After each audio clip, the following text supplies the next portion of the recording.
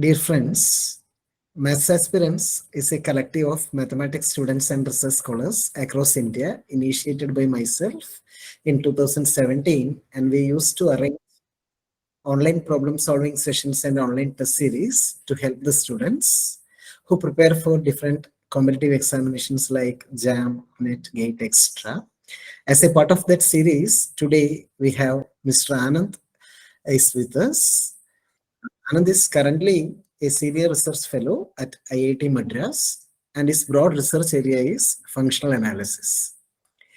Anand did B.Sc from UC College Aluva, Kerala, and he qualified IIT JAM examination with All India for M.Sc at IIT Bombay, and he cleared CSIR JRF with All India rank 17 and now pursuing PhD at IIT Madras. I'm very happy to introduce Anand to all of you, and I am sure that today he will share some of the good problems from real analysis part, and that will be certainly very helpful in your last round preparations for these examinations. I would like to express my sincere thanks and gratitude to Anand for being with Math Aspirants since its inception. And I welcome everyone to this program. Welcome, Anand. Yeah, hello everyone. Good morning. So, thank you for this wonderful opportunity again, and thanks for the nice introduction. So, yeah, maybe I will start presenting. So, before that, so I want this session to be an interactive session. So, and yeah, in between, if you have any doubt, you can ask in between. You can put it in chats as well. I can track it, but not every time. So if you have any doubt, it's better you ask directly. And yeah, maybe, yeah, we will start. I will start presenting. Yeah, we'll start. Yeah, we'll start with one simple problem from limits. So I hope you can see the problem clearly. So yeah, the function is defined in the following way. F of x is x plus mod x into 1 plus x divided by x times sine 1 by x when x not equal to 0. So L is the left limit of f of x at 0. So limit x tends to 0 minus f of x, and R is the right limit of f of x. The problem is to find whether L exists or not and R exists or not. That's the problem. So how do we approach problems like this? So we need L, right? So I will simply write L, which is left limit x tending to 0 minus f of x, which is, yeah. Now, can you tell me what should I write? So what is f of x when x approaching from the left-hand side of 0? So our function is x plus mod x times 1 plus x. So what is mod x here? Minus x. Right. So because we are approaching to 0 from the left, so mod x is minus x times 1 plus x divided by x times sine 1 by x. Now you can simplify it. So I think maybe I will directly write it. So we can, when you simplify the numerator, what happens is that 1x will cancel, and then I think you get something like minus x sine 1 by x, right? Now, Yes, sir. Yes. So now, yeah, whether this limit exists or not, any idea? The squeeze theorem. Okay, so you think this exists. Okay. And what will be the value? Any? So we are talking about Zero. x. Yeah. So yeah, you can use Q's theorem, or maybe I will write another way. So that is, we want this quantity x sine 1 by x. So yeah, if you take the modulus of this, you can see that this is less than or equal to mod x times sine is bounded by 1. So this inequality tells you that as x tending to 0, this mod x tends to 0, right? As x tends to 0. So this tends to 0. Right. So this is one way to say, or yeah, Hughes theorem, it's the same thing. So this limit is 0, and that means the left limit exists. We just need to know whether it exists or not. So the limit exists. So that's what we need to know. Now, how about the right limit? For right limit, what you want is this. So limit x tending to 0 plus. So here mod x is x, right? So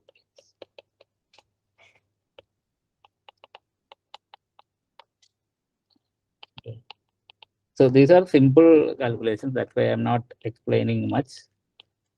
So now what happens when you simplify? I think you get x plus 2 times sine 1 by x or something like that.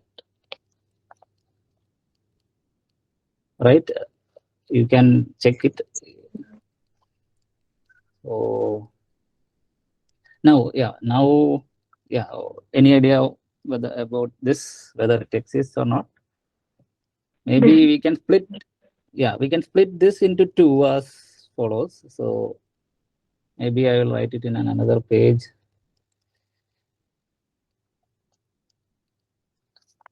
Yeah, we got limit x tends to 0 minus x, which is x plus 2. Yeah, x plus 2 times. So maybe we can write this thing as x sine 1 by x plus 2 sine 1 by x. Now, yeah, so we already discussed this limit exists, right? The first one tends to 0 as x tends to 0. Now, how about the other term, sine 1 by x, 2 sine 1 by x, whether the limit exists?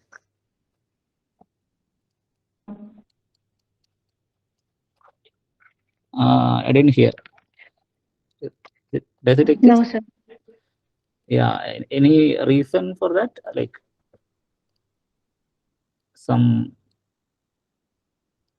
there are many ways to argue that, but you can say sequentially you can argue.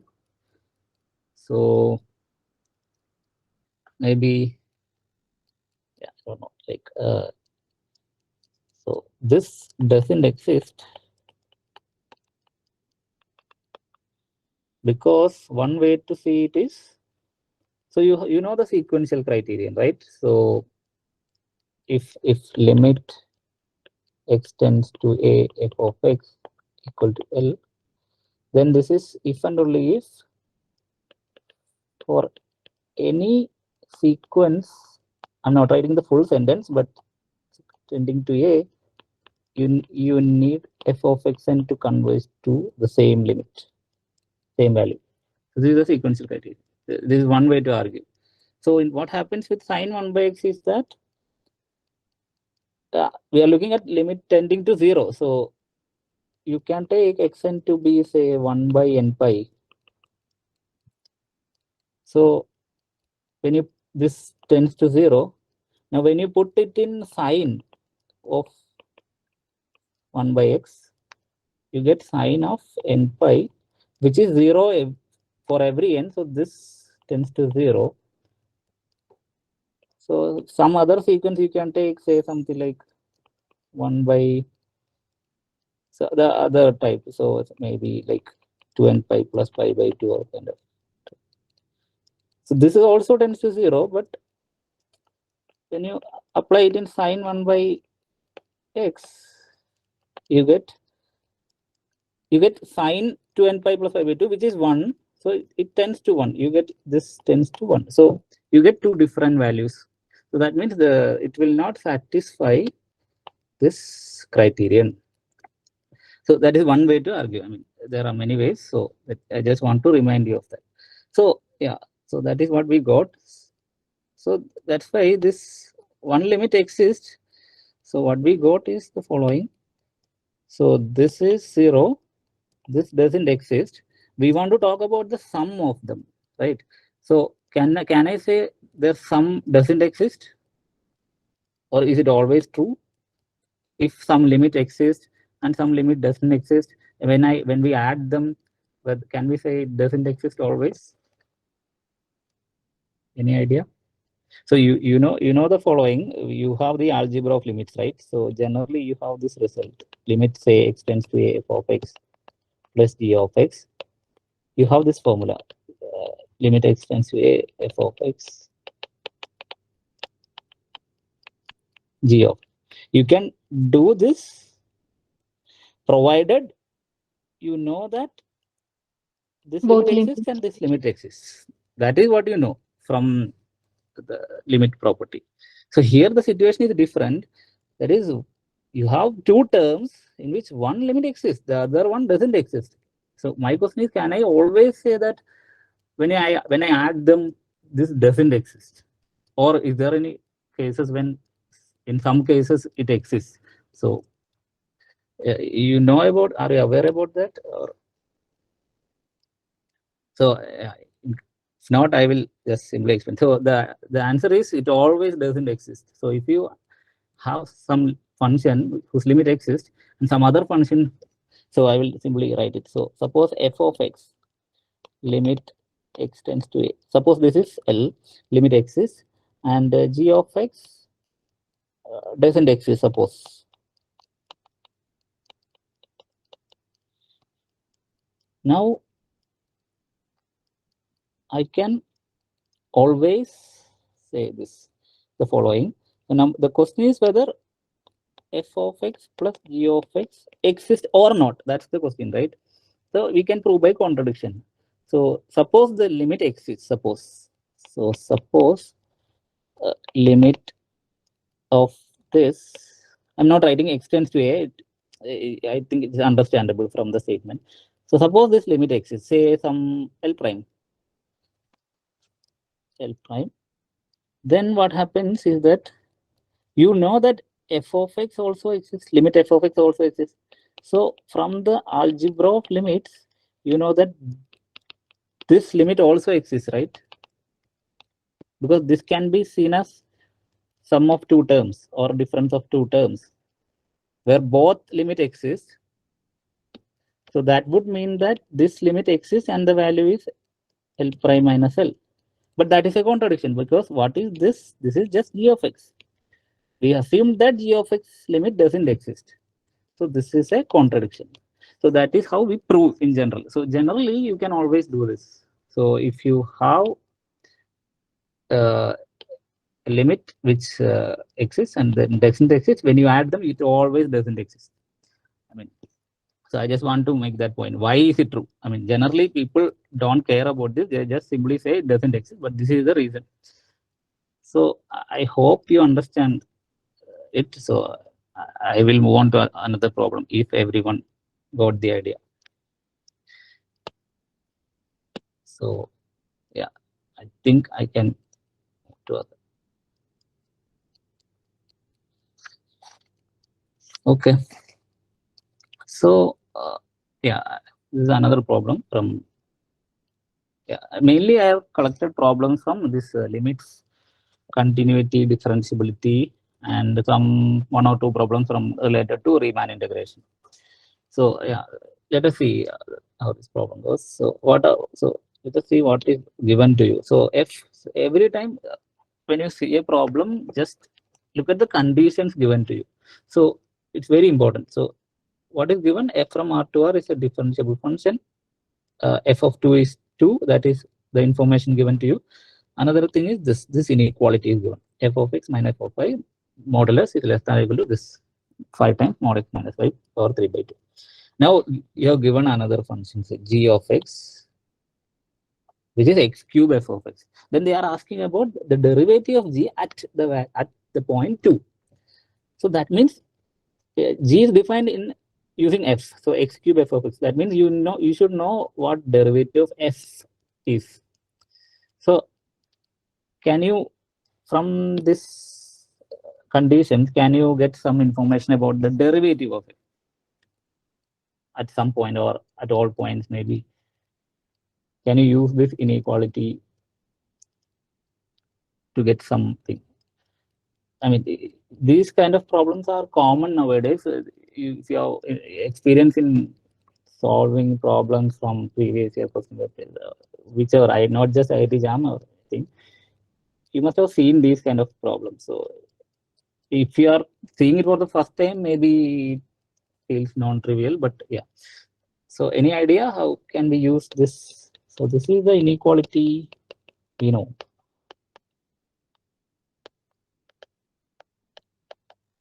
This is, the interesting is this is true for all x and y in R, not just for some x and y. It's true for all x and y.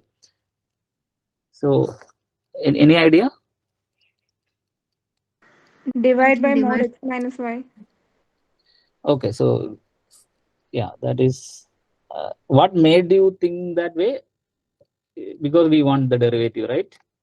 So Yes, sir. so we do that for a reason. Otherwise, we don't do that. So we want the derivative, so we know that derivative is coming as limit of these guys.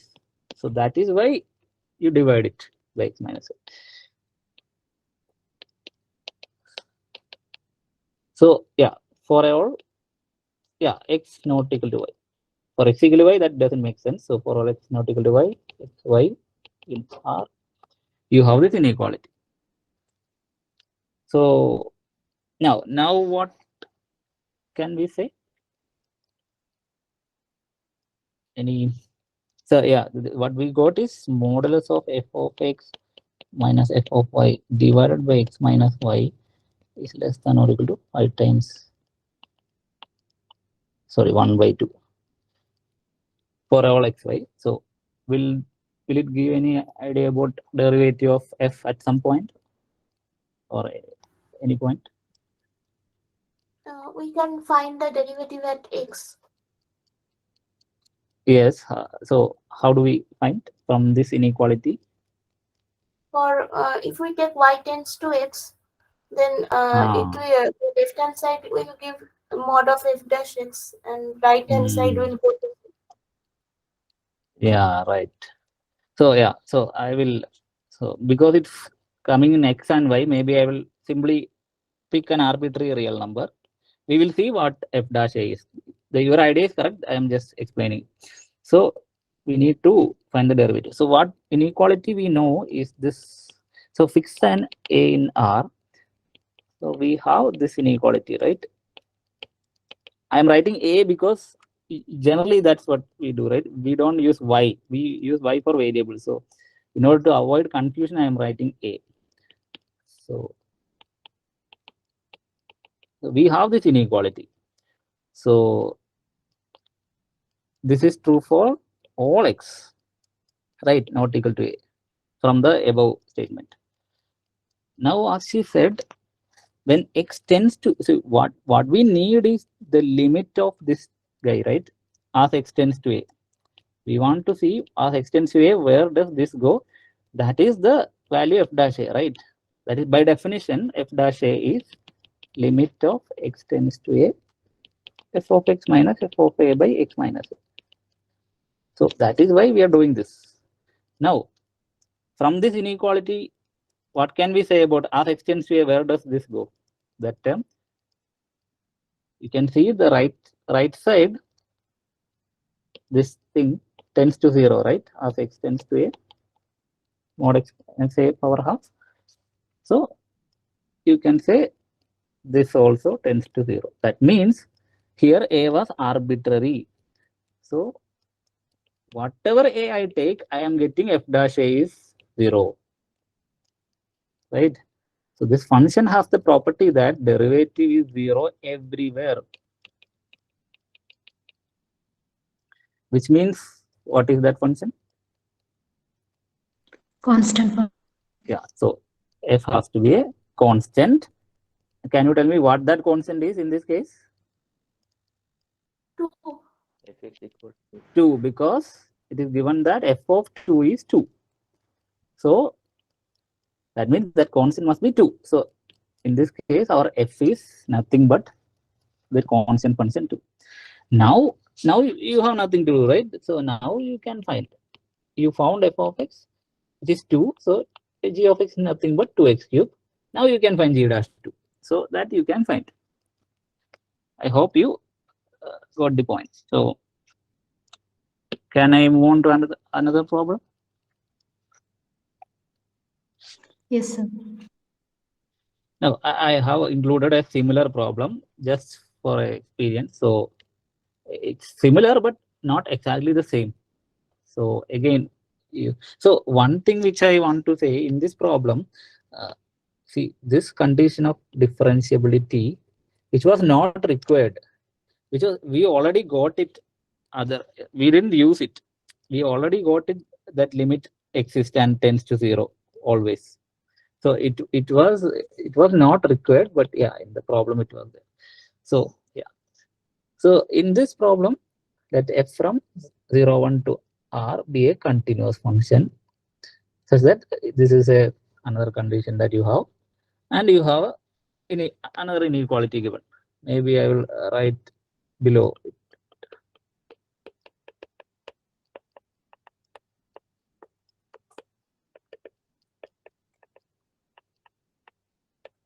This is true for all x, y in the domain. Here domain is 0, 1. Now they are asking about integral, but so integral of f of x. So you need to know some information about f of x. So what do you do in this case? How do you get f of x from? Can you get f of x from this inequality or something like that?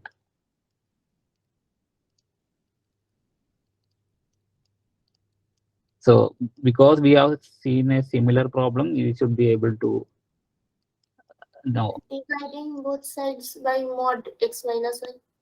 Yes. So when we do that, what happens is that, so x minus y go inside. So this is minus 1. Is it coming? Is right when you divide by x minus y? Yes. Yeah. So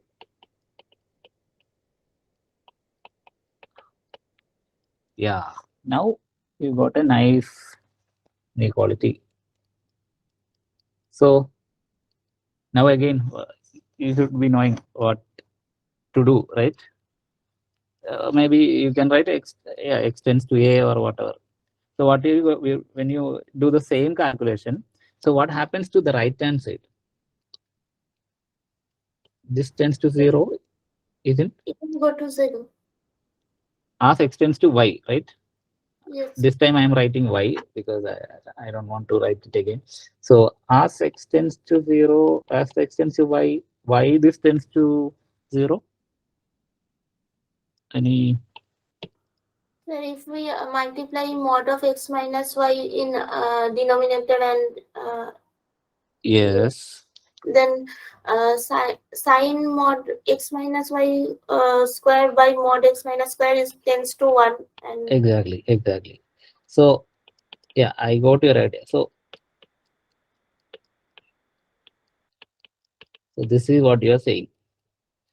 So there are two terms. So you multiplied numerator and denominator by mod x minus y.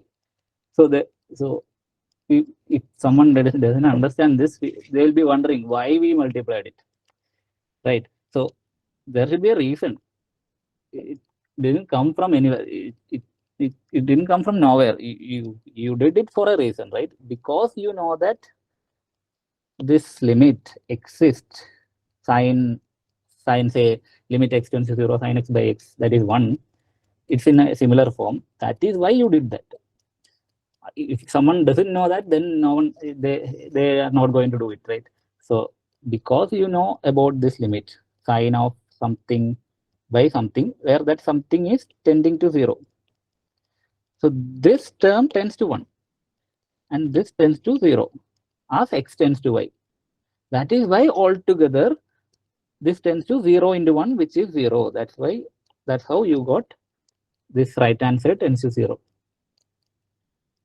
So yeah, so that means this thing tends to 1 from this inequality, right? So that, what does that tell you? F dash x is 1 for every x. So regardless of what x is, we are getting it, that limit is 1. So for every x we are getting this f dash x is 1. So what can you say about f of x then, if f dash x is a constant or f dash x is 1? So we want f of integral 0 to 1 f of x, not f dash x. So we got f dash x. How do you get f of x? So in the last problem, we had f dash x is 0. You said it's constant. So similarly, if f dash x is 1, what do you do to get f of x? Integrate, sir. Yeah. So f of x is x. Is it x or there will be a constant, right? So don't write it is x. So this is the function. Now, can you find this c from the information given? Yes, sir. Yes, sir. Given that f of 1 by 2 is equal to minus 1 by 2. Yes. So f of 1 by 2 is given to be minus 1 by 2. When you put that in the equation, you will see that c is minus 1. That you can check. So that means the function we are talking about is this function x minus 1. Right. So they have given a big condition on some function. But what we proved is that f of x equal to x minus 1 is the only function satisfying this. Right. Now what we need is integrate them in 0, 1. That I am not going to do because you can do it, right? So yeah, it's all about finding that f of x. Using this inequality, we found it. I hope you got the idea. So we move to another problem. So if you not didn't get anything or you have any doubt, please ask. Otherwise, I won't know. So yeah, so we will go to another problem. Yeah. So read the question carefully every time. Whatever conditions are given, you shouldn't miss it. Everything should be taken carefully. And means here f is a function from r to 0 infinity. It's a continuous function. Which of the following are not true? That is the main thing you should see, because sometimes it's a general tendency to find the options which are correct and we will mark it. And I am not saying this is MSQ or MCQ, because this is, I mean, you should see any question as MSQ type. That's how you should approach. I mean, the exam, if you have an MCQ question, you can eliminate the other 3 options and do that. But when you prepare or when you practice problems now, you always see it as an MSQ problem, so that you should address each options. You shouldn't avoid some options. So that's it. So in this problem, you need to find which of the following are not true. Okay, we will see what they are given.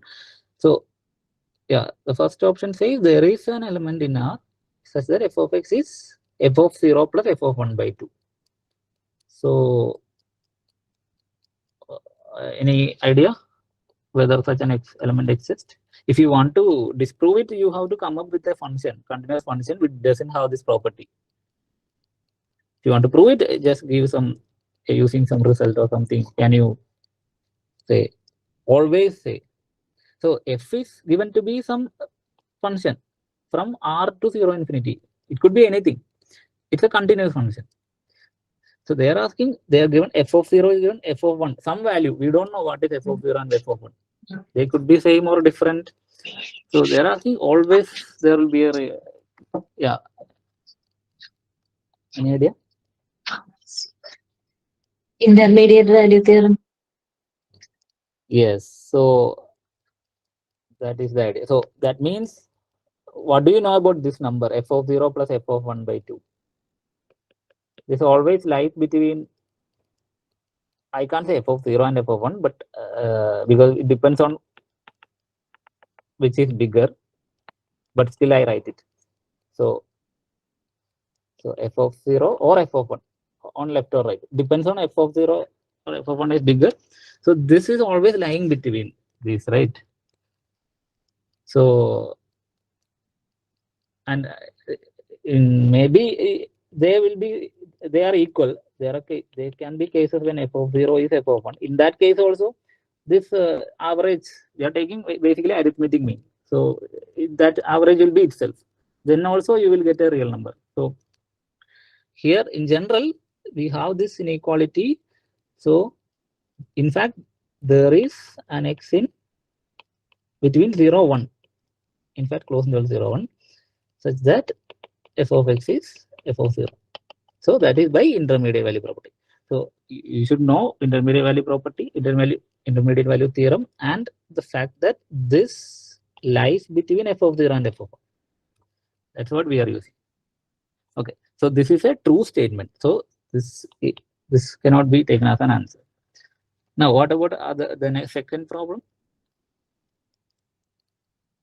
Root of f of minus 1. First of all, the function is defined, the codomain is 0 infinity. So it makes sense to take square root of that. It is well defined.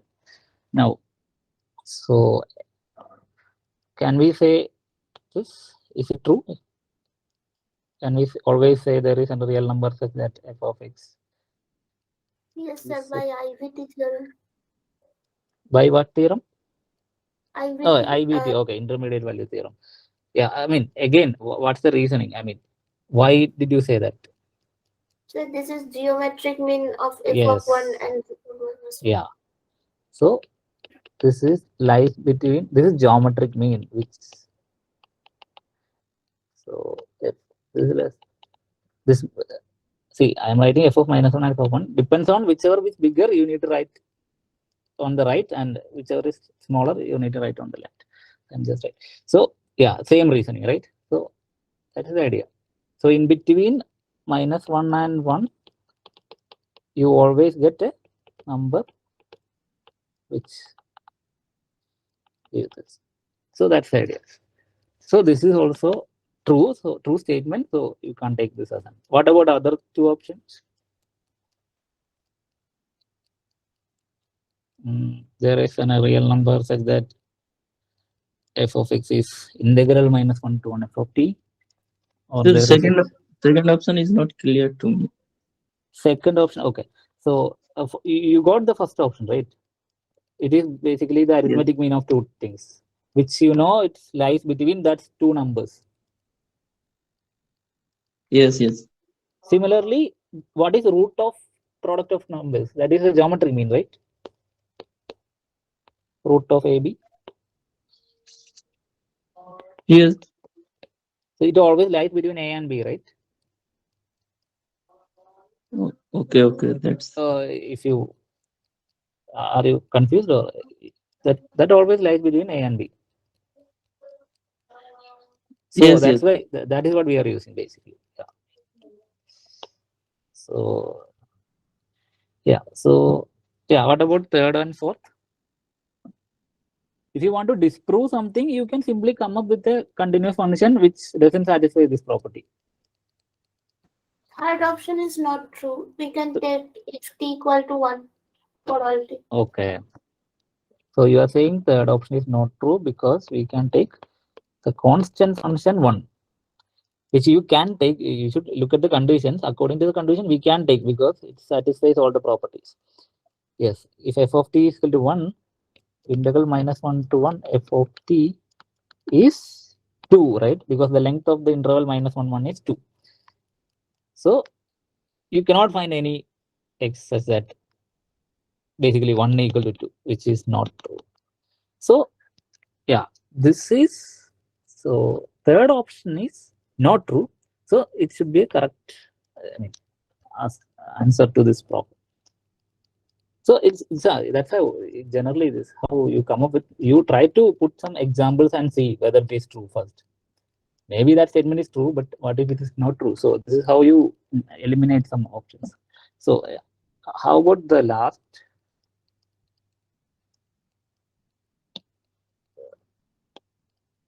Any idea? So e to the power x. Okay. So I take f of x is e to the power x. So what's your point? So if I take f of x equal to e to the power of 0 to 1 f of x, f of t is e power t, what you get is e minus 1, right? So the question is whether this has a solution or not, which has, right? E raised to x. So this is a positive number. So e raised to x is a range of e raised to x is positive real line. So in the case when if you take f of x e raised to x, this statement is true. There will be an x real number x such that this satisfies. I hope you got the point. You can't take e raised to x here. You got it or? Yes, sir, yes, sir. Yeah.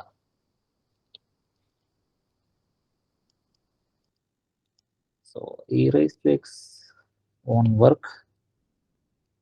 Maybe this is true. So that also you can try some examples also. Yeah. So if you are not aware of this, I will tell you. So this statement is actually true.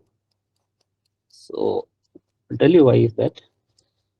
This is again by intermediate value property and using some facts about continuous functions, which is, so what is this all about? So f is a function from R to 0 infinity. So when you restrict f to closed interval 0, 1, okay. So if we restrict, you know what you know about these things, continuous functions on closed interval AB. So what all things you know, it is bounded, it has a maximum and minimum, right? Sir, if we apply mean value theorem of integral calculus. Yeah, I am talking about that First result only. mean value theorem. Yeah, mean value theorem for integral. So this statement, the statement which I am going to say was mean value theorem of integrals. If someone It is gives not aware, fx equal to fc. yeah. So I'm talking about yeah. So why is it true? So I'm kind of giving some proof of it. So this f restricted to 0, 1 has a maximum, right? Maximum and minimum. Is it? Because we are considering f on 0, 1, closed interval 0, 1. Because we only need to consider function on 0, 1 as it suggests. So that means m less than or equal to f of t less than or equal to m for all t in 0, 1.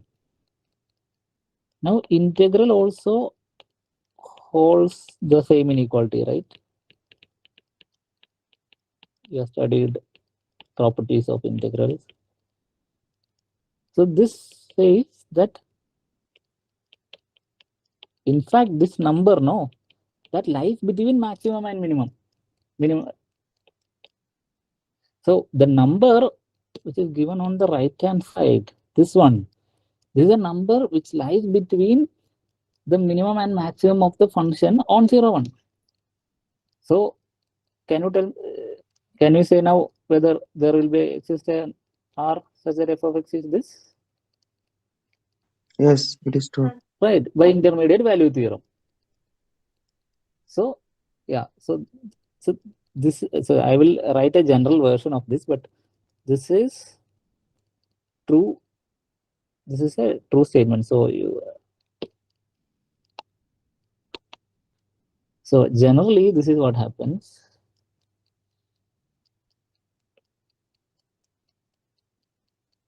So this is called mean value theorem for integrals.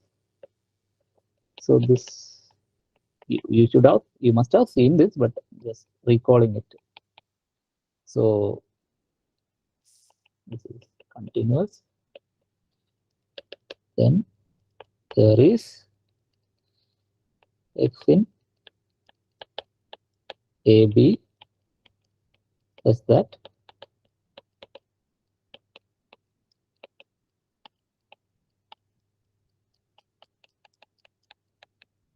This is the mean value theorem for it. Same way you can prove. I proved it for 0, 1. So in the case when in our case interval is 0, 1. So this A is 0, B is 1. So it's like basically this is the average of this function on this interval. So f of x, you can get f of 1 by 1 minus 0 integral 0 to 1 f of t. So I'm just saying a general statement. This is called mean value theorem for integrals. It is proved in the same way as we did here. This way. So you can see that in general. So yeah. So that is a true statement. So the idea is you recall this mean value theorem for integrals, you can show that. So this last statement is true. So it cannot be taken as an answer to this one. So this only one answer is correct, one option. Is it fine? If not, please ask. Yeah. Now, yeah, we can solve another problem. So again, some problem. F from R to R. Conditions are very important. Differentiable. F of 0 is 1. F dash x is given to be satisfying this inequality. What is the question? You need to know what is the maximum possible value of f of 1. So what is given to you is f is differentiable and f at some value is given, that is f of 0 is 1, it is given, and you have given some information on derivative of the function. So some inequality is given. So using this, can you get some information of f of 1 or say some other point, any point? I mean, can you get some inequality from this? How do you get some information on value of a function at some point using these inequality of derivatives and all? I mean, any result, you know. So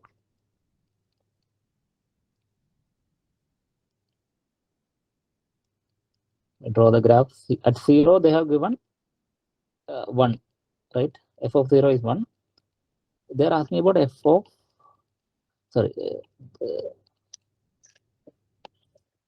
asking about what is the value at okay, 1 I am writing it little deeper. So they are asking about what is the value here. The condition they have given is derivative is less than equal to 9. So that means f dash x, maybe you can say lies between -9 and n, because so in a way f dash x is a slope, right? So f dash x is slope. So the slope of the it's at each point is less than or equal to 9. That's what they are saying. So what result will tell you some information on value at f of 1, say? Any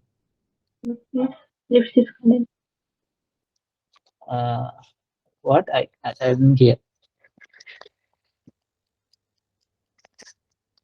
Can you repeat? Derivative is bounded, so it is mod fx minus fy will be less than So or you equal are to. saying it is Lipschitz function. Yes. But using that, how do we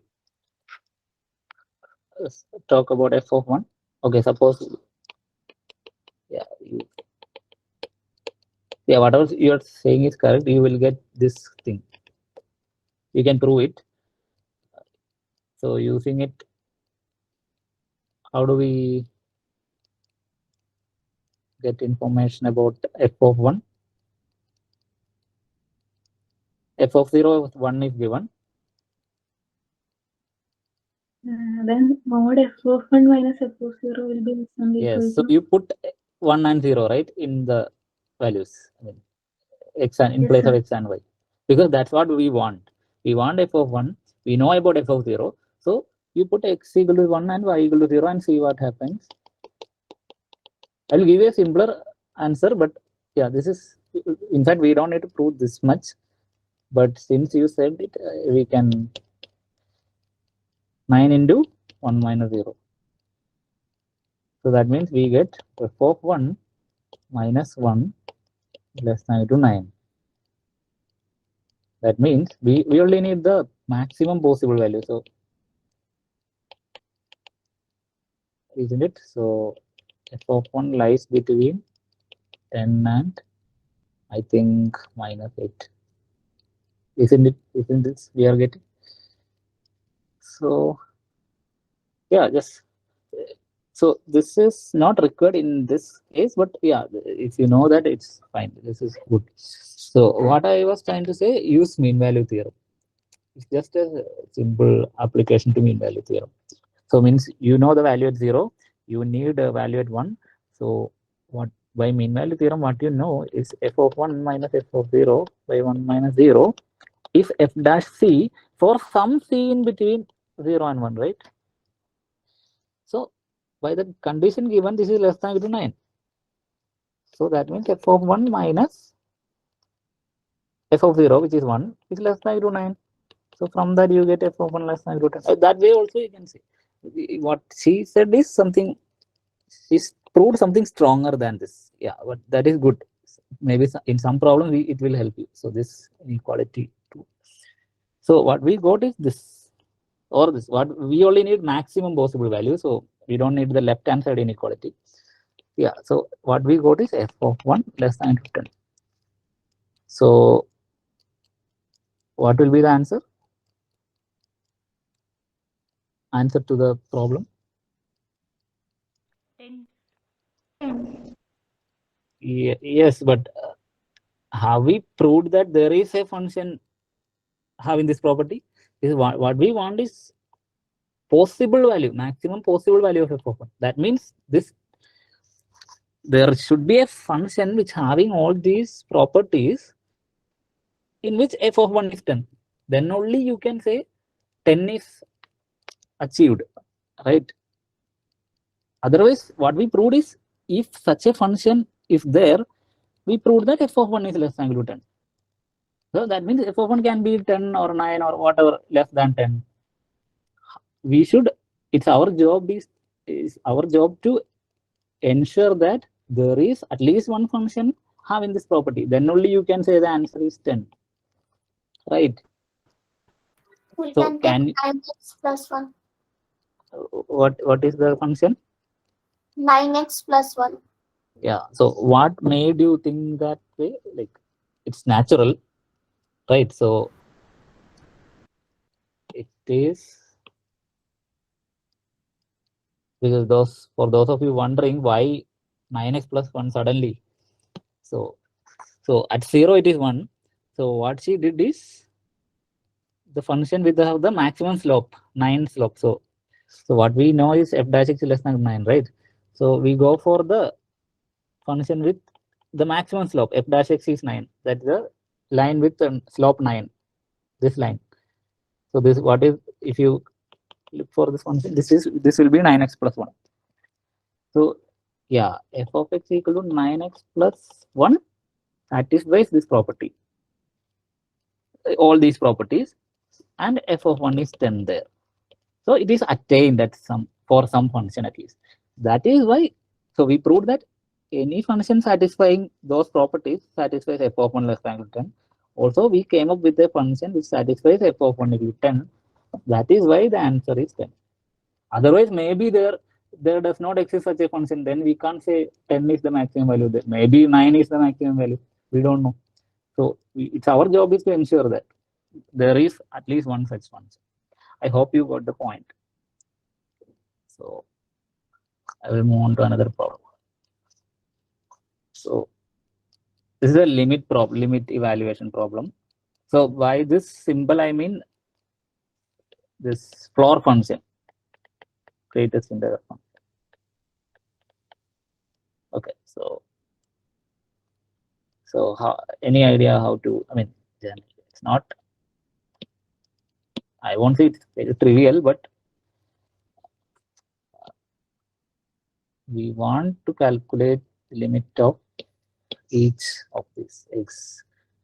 So how about each term by term? Maybe we can look x1 by x, x2 by x, and so on. So say first of all, x1 by x I'm taking. What is your expectation? I mean, if you don't have the answer, but still, can you guess it where it will be? Because it's floor function. So you know one thing, which is this. What will be the difference between t and the floor function of t? It's not too far away from t, right? This floor function of t means it always lies between 0 and 1. We can always, right? Means what I'm saying is I am expecting something like this, because 1 by x and floor function of 1 by x, it's not very far away, like, right? That's why I said this statement. It's very close, not very close in the sense its difference is always bounded between 0 and 1. So I somehow expect this kind of things to happen. I mean, I'm not sure, I'm not proving it, I'm just expecting. So you should have a feel of it when you see these kind of limit problems. You should guess it first, then try to prove it. So I'm expecting it because of this thing. Now I don't, so means x into 1 by x is 1. So I'm expecting the limit to be 1. So, but it's not the correct argument. So how do I argue? What can I use here? So see, this is not, see, this is not exactly equal to 1 by x, but you know some inequality related to numbers, right? See, t and, do you know any inequality? I mean, not know what I said it already, but we just need to come up with that. I mean, I told you t and floor function of t is not far away. So in fact, you have this, right?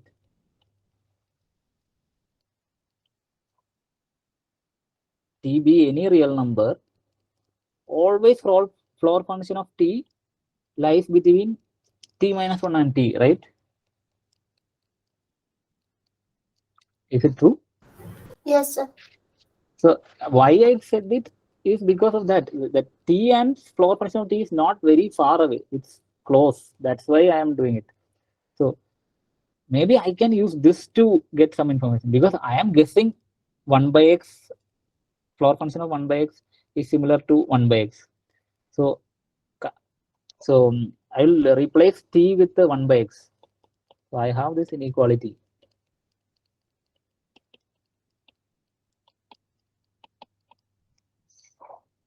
This is true for all x, because the right hand side is true for all t, right? So now I want information about x into floor function of 1 by x. So what should I do here in this inequality? I want this x into 1 by x, floor function of 1 by x.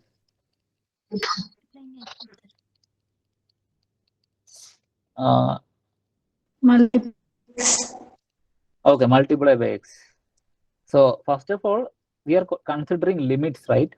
So, and in fact, we are considering limit from x tends to the 0 plus, means right side of 0, means we are considering only positive values of x. So see, when we simply say multiply, the inequality need not hold, right? Because if x is negative, the inequality will reverse, right? But because we are considering limit as x tends to 0 plus, we only need to worry about values in x greater than 0. So this inequality will hold. And in fact, there is one more thing which you need to take care, which is this thing means this could be negative, right? 1 by x minus 1. So when is it negative and when is it positive? So when x is bigger than 1, this is negative. But we don't care about what happens when x is greater than 1, because we are looking at limit of x tends to 0. So we only need to worry about what happens in a neighborhood of 0. So when x is between 0 and 1, these are positive quantities. These are positive quantities. So this inequality makes sense. So then only you can say this inequality is true. See, when you, for this entrance exam, you can get rid of it. You can get away with that. But if you are actually writing the proof, you should be careful about these details. Because this inequality is not true for every x. Because we only need to worry about limit x tends to 0 plus, we only need to worry about what happens in a neighborhood of 0, in a positive side. So here we have this inequality. So I just want to stress on this point that this inequality is not true everywhere. So now for problem solving, it's not a big deal. You will get away with that. You will get the final correct answer finally. But yeah, your argument should be perfect, right? So what you get is 1 minus x less than x times 1 by x is less than or equal to 1. Isn't it? That's what you are getting. For all 0 less than x less than 1. We don't need to worry about what happens outside x 0 and 1, because we are looking at limit of x tends to 0 plus. So now, can you tell me what will be the limit of this thing? 1. Yes. Using what theorem? Sandwich theorem. Yeah, skews theorem or sandwich theorem, because the left hand side tends to 1 as x tends to 0. This is already 1. So this is 1. Right.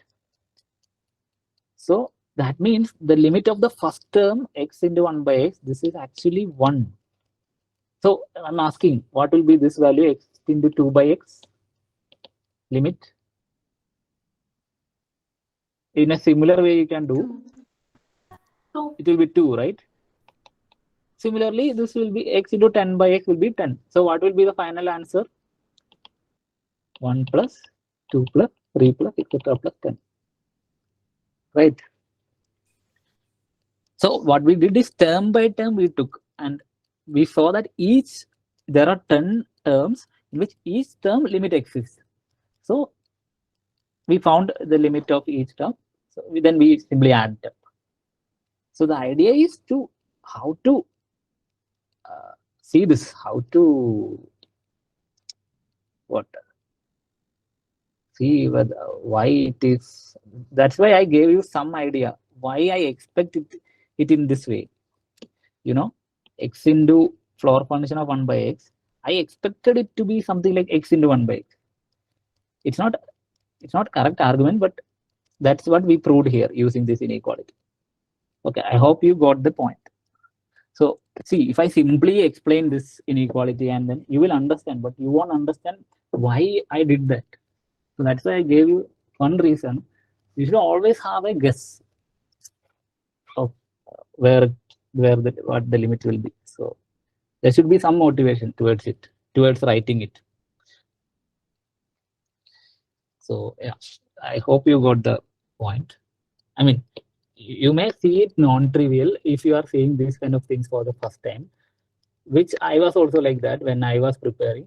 But the idea about this is you solve, you practice these kind of problems more and more, and finally you will get the idea how to approach when you get a problem. That's the idea. In the beginning, you may feel like, okay, this is very non-trivial to me. I'm not getting it. I don't know how I will solve when I get a new problem. That will be there, but that will be there for some time. You need to practice more and more. That's how you can learn.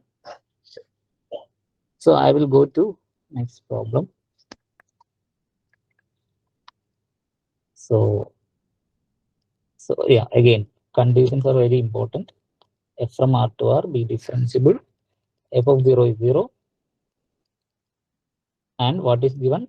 We define the sequence n f of 1 by n. N f of 1 by n. They are asking about the limit of the sequence. So in the conditions you can see they are given f is differentiable. So that means this has something to do with differentiability, not a problem on sequence. So, and in fact you can see that in the options it's related to derivative of the function. So how do you find the limit, or at least what all things are given is value of f at 0 is given, it is differentiable, some sequence is given, we want the limit of the sequence. Any idea? Or see, generally when you see such problem you can try to put get some examples and try to put it there and see what happens, so that maybe you can avoid neglect some options, you get the answer. So any idea? Or you can directly prove it, whichever. So sequential criteria. Yes, so you are going to prove it. So We can say that f of 1 by n will also go to 0. So limit n tends to infinity, n comes as f 0 by no f of 1 by n by 1 by n, and so we will have that means you are writing it as f of 1 by n by 1 by n, right? yes. So something made you write that, right? No one, it's not as someone told you to write it. Something in your brain tells you to write it in this way. Why you wrote it in this way? There should be a reason, right? We want derivative, so Exactly. L hospital rule should come. Yeah, right. So we want derivative. That's why you took that n to the denominator. So there should be a reason why we do that. So now, so what is the connection of this thing with derivative at 0? Is there any connection? So f of 0 is given to be 0. So what is f dash 0 by definition?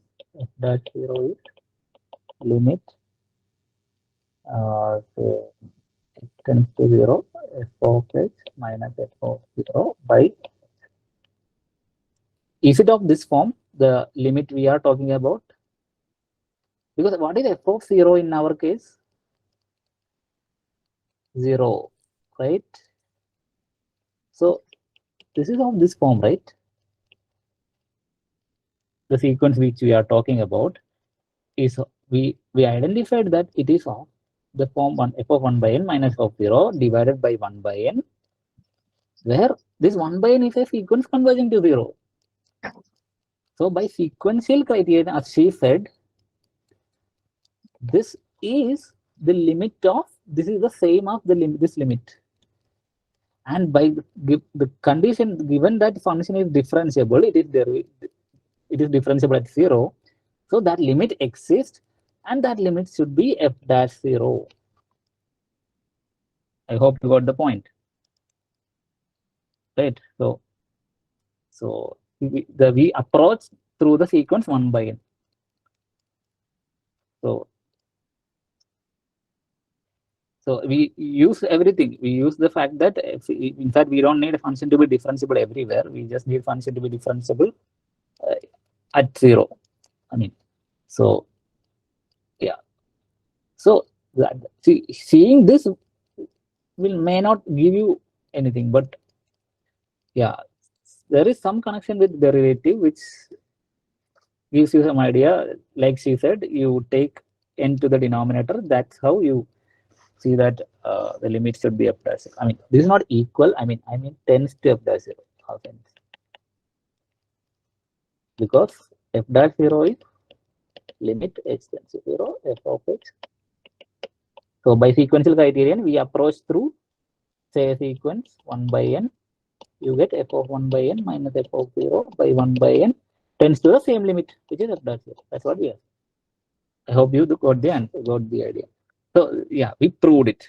In fact, you can come up with some examples and eliminate also, but in the exam you can do that. But when you practice it, you have to address each and every option. You should know how to prove it. So we have proved it. In fact, you can see if you consider the function f of x equal to x, so it satisfies all the conditions, right? Now what is n? N into f of 1 by n, that is n into 1 by n, which is 1. But then you can eliminate this option, right? So in that way, if this is asked in actual exam, you can directly write it, but you should always know how to prove it. Okay, so yeah, so the answer is f dash 0. I hope you got the idea. Can I move on to the next problem? In this, so yeah, this is one problem which is given that G is given to be continuous on R. F is defined in the following way: integral 1 by x to x g of t dt when x is positive. Means we only consider f on the positive real line. Now it is given that f dash half is k times f dash 2. Then they are asking about value of k. So we need to know some information about f dash x. So what we know is this only.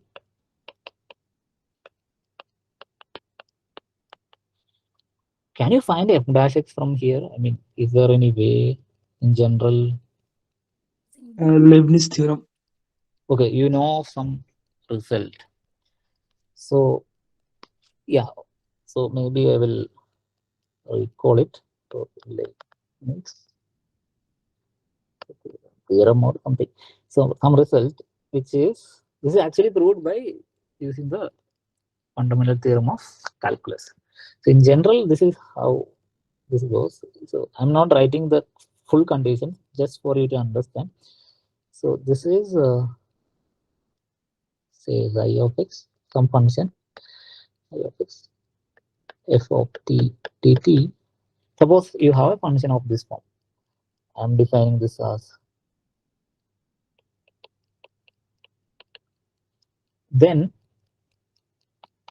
the derivative is given by, can anyone tell me what it is? So it should be differentiable. This upper limit phi of Del x and psi of x and differentiable. del integration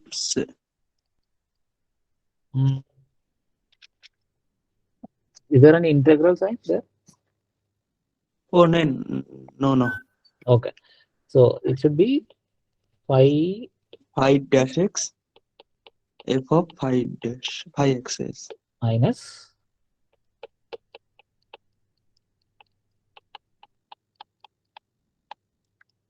so this is the result. This is the formula.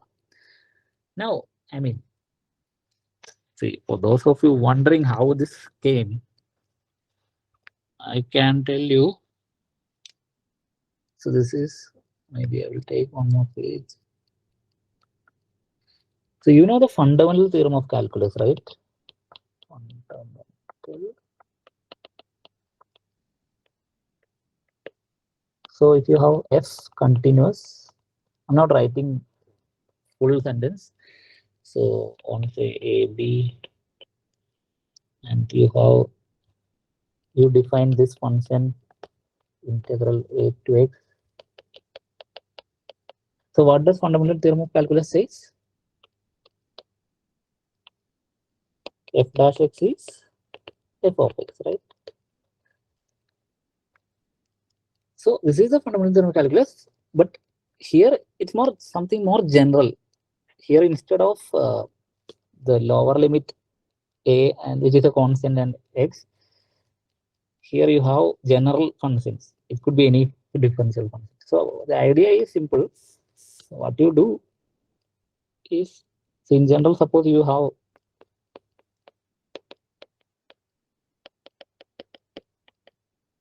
this can be written as, I'm giving some outline of the proof, not exact proof, but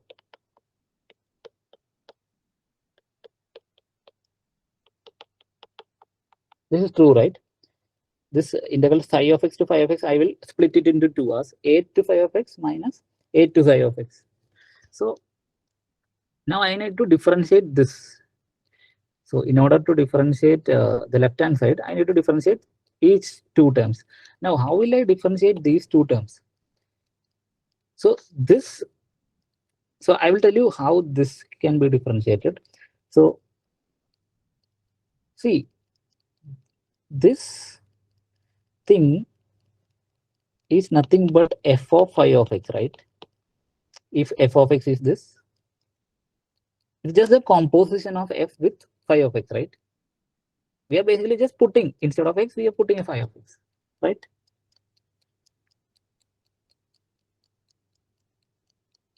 So f of x is this. In place of x, we are putting phi of x. That's what this. So it's not, this function is nothing but the composition of f and phi. Now, if you want to take the derivative, use the chain rule. This is f dash phi of x into phi dash x. Similarly, here also you get this. So what you get is f of phi of f dash phi of x is f of phi of x, phi dash x minus f of phi into psi dash x, which is the formula you have here. I mean, this is how you prove it, and I'm just giving you some general idea. So this is proved by fundamental theorem of calculus, just extension of it, some generalization of it, you can say. So yeah, you just remember this result for your IIT JAM exam. You need all these things. So that's, so in our case, how can we find f dash x using this formula? Can you tell me what will be the value? So derivative of x 1 times g of x minus what? Minus of 1 by x square. Yeah, G. derivative of 1 by x, then g of 1 by x. 1 by x. So you got g of x plus 1 by x square 0. So you got f dash x in terms of g. So this is, I just included this problem just to address this result. So yeah, you got f dash x. Now the rest of the thing I think you can prove, because what is given to you, f dash half is k f dash 2, right? So you see what f dash 2 is here, g of 2 plus 1 by 4 g of half. What is f dash half? G of half plus 4 g of 2. Now you can see a natural connection between f dash 2 and f dash half, right? Means when I multiply 4 to the left hand side of this, is it? Yeah, right? Can you see that f dash half is nothing but 4 times f dash 2? Just simply when you multiply, right? So the required value is 4, right? So yeah, the rest of the problem you can do, but the idea, the result you need to know here is this Leibniz theorem. Yeah, this is how. Can I move to the other problem? I think yes. Okay, this is also a similar problem. So the conditions are very important. Okay, so I see, you may be wondering why this continuity is there. Continuity is required for the fundamental theorem of calculus, right? So yeah, every condition is important. Otherwise, you can't use all these results. So that is one thing to note. So here also, f is some function, g is some function. Only thing is that g takes values only in positive line. Positive, g is a positive valued function, continuous, and some conditions are given, some function given. What we need is the value of this. So using this,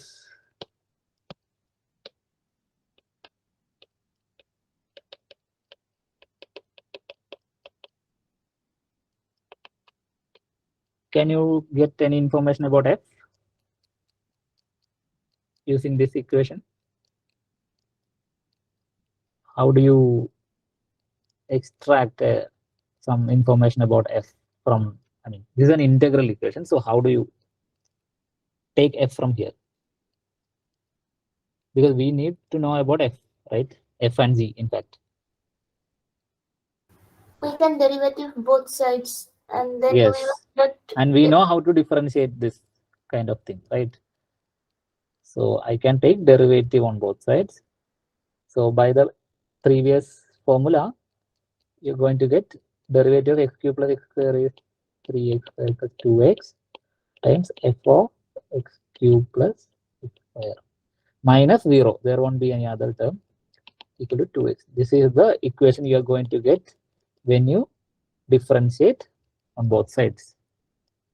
Now you got some information on f. Right. Now how about g? What is given on g is that 0 to g of x t square is 9 into x plus 1 whole cube. First of all, integral 0 to g of x t square is what? What is the integral of t square? Directly you can compute it, right? T cube by 3, right? So it is nothing but g of x whole cube by 3, which is given as that integral. You don't need to differentiate or anything here. That's what I mean to say, right? Which is 9 into x plus 1 whole cube. So in other words, g of x whole cube is 27x plus 1 whole cube. And you know that 27 is 3 cube, so you can directly write it. So, Excuse me. yeah. But g of 0 is not equal to 0. It's not given. G of 0, we don't know. So that term also should be there, right? where is it? When we are integrating t square dt from 0 to g of Yeah. x, this is equal to g of x whole cube by 3 minus g of 0 No, whole no, no, cube by not 3. g of 0. It is 0. You're putting 0 on t cube by 3. Sorry. Right. So this is what you're getting. So g of x whole cube is 3 times x plus 1 whole cube. Now what is g of x then? Can I write it as this? Can I?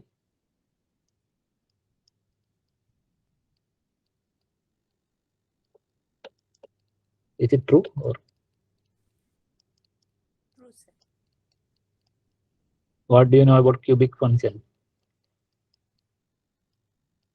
So generally, see, if I am saying like this, say a square equal to b square, can I say a equal to b?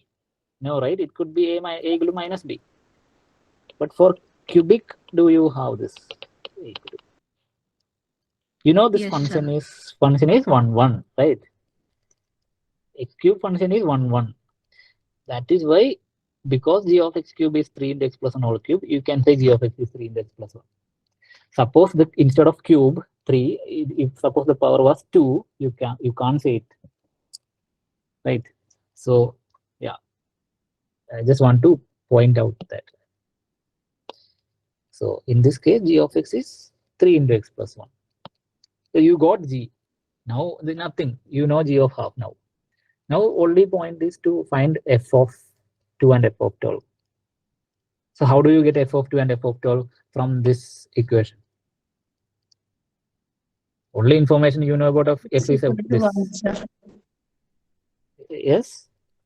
What? X equal to 1. Yes. When you put x equal to 1, you get f of 2, right? From this equation. And what? How you will get f of 12? X equals to 2. Sir. Yes. Yeah. The rest you can compute it, right? So you get f of 2, f of 12. From this, you get g of 2. Then you compute it. Calculation I am not doing, but you should be very careful because this exam is only looking at what is the final product, final answer you are getting. They don't know how you arrived at it. So if you make a mistake at the last moment, it's your loss. So you should be very careful when you write the exam, like making computation. But yeah, this you can complete it. Okay, come to this. Yeah, so again, f is differentiable at one. Some limit you need to evaluate. Some limit is given. You can think about it, how you can approach it. Again, look at the conditions. Differentiability at 1 is given. For a reason, there should be some reason why it should be given. It has something to do with derivative at 1.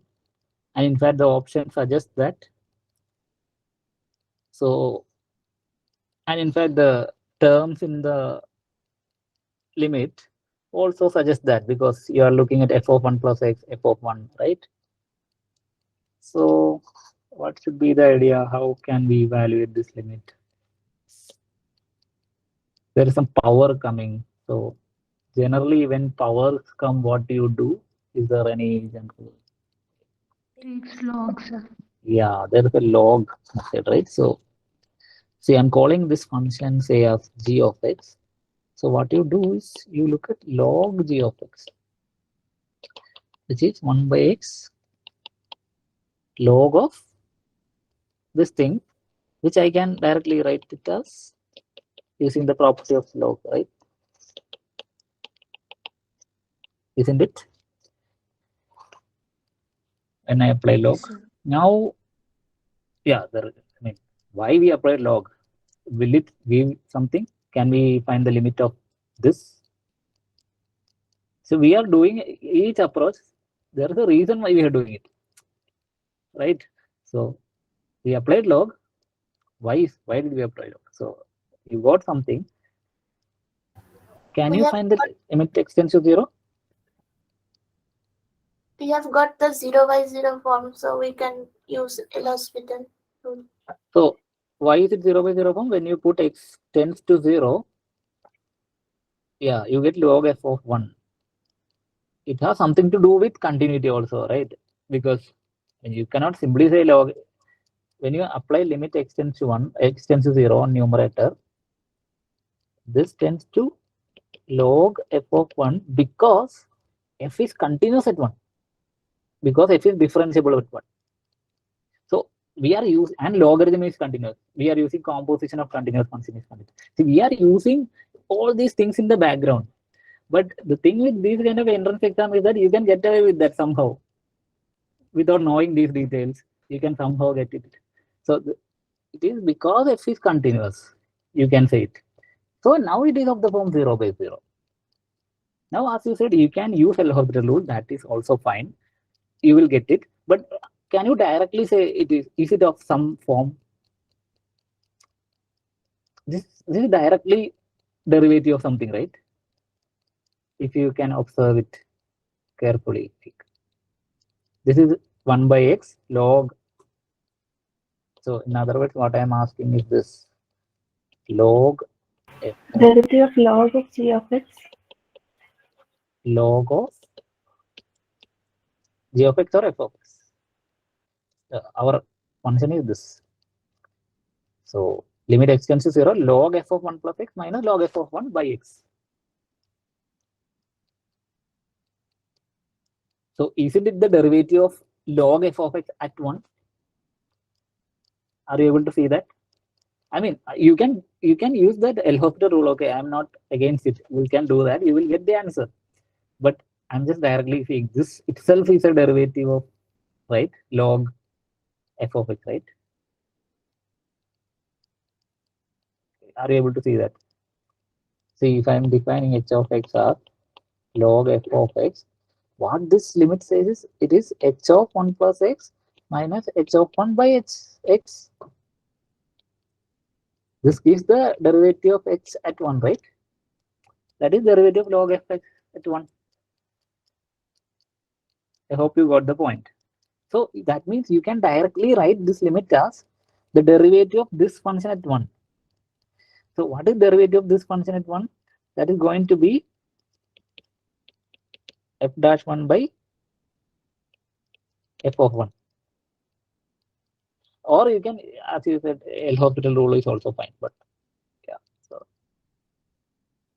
so you get f dash 1. That is how this f dash 1 by f of 1 comes in the options. When you differentiate log f. So what we proved is that this limit is f dash 1 by f of 1. Which limit? Not the required limit. We first applied log and then found the limit, right? So we found the limit of the logarithm of the function which we needed. So what will be the limit? So limit of, exactly. So sometimes what happens is that we forget that, because maybe we are calculating it for we take 2-3 minutes or 3 to 5 minutes and we calculated, and then we forget to take anti-log or exponential. It can happen, right?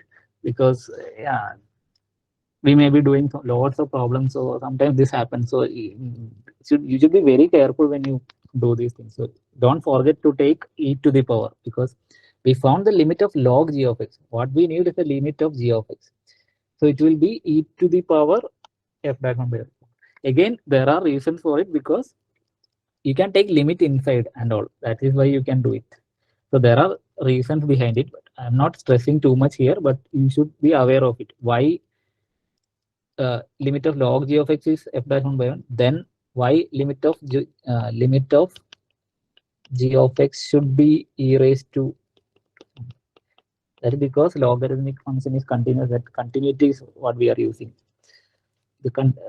That's why you can take limit inside the log. So that's why you can do that. So, yeah, right now I'm not going to that much.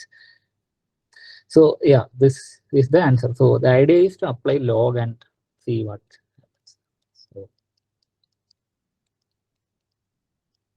yeah, this is, yeah, we can, if you understood that, we can go to the next problem. This is a very interesting problem. So yeah, again, some conditions are there which you should be very careful what is given. So f from R to R continuous odd function. I hope you know what is odd function. So f is continuous. F is odd means? F of minus x equal to minus f of minus Yes. x. Another condition is that it vanishes exactly at one point. Okay. Means f of x is 0 only at one point. But can I ask you one thing, which is, if for a function, odd function, can I always say f is 0 at some point? Always. It's a property of an odd function. F of 0 is 0. Right. So if you put x equal to 0 on this equation, you get f of 0 is minus f of 0, which means f of 0 is 0. So it's a property of an odd function. F of 0 is always 0. So that means, so this condition suggests that what vanishes at exactly at one point, that exact one point is 0. So what we got is, we know f of 0 is 0 and f of 1 is half. That is also given. And we also know one thing, which is 0 is the only point having this property. That is also given. Now, these are the conditions. So once we observe all these, we can want to start what is given. So given that f of x integral minus 1 to x small f of t dt, g of x minus 1 to x, see how it is defined, t mod f of t. So it's kind of complicated, but still it's not, don't need to worry too much. Now, and this is also given. Limit x tends to 1 f of x by g of x. This is given to be 1 by 14. So there are so many conditions, but yeah, finally they are asking about f of half. So how do we use all these things to get this value of f at half? That's our question. So we can do it one by one. So now they have given this, no, this thing. So what is this limit if you expand it? This is integral minus 1 to x of t dt divided by integral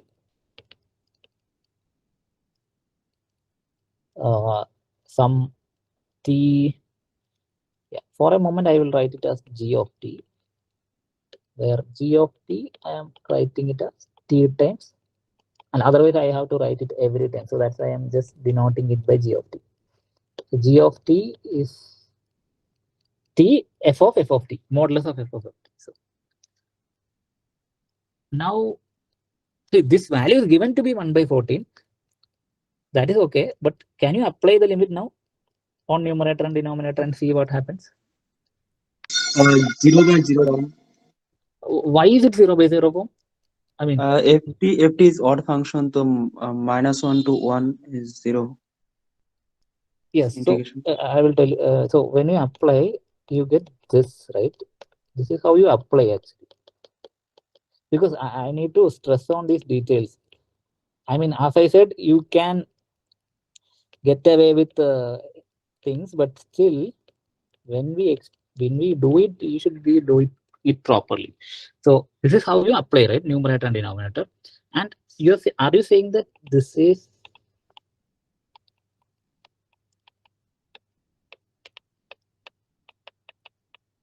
that what you're saying?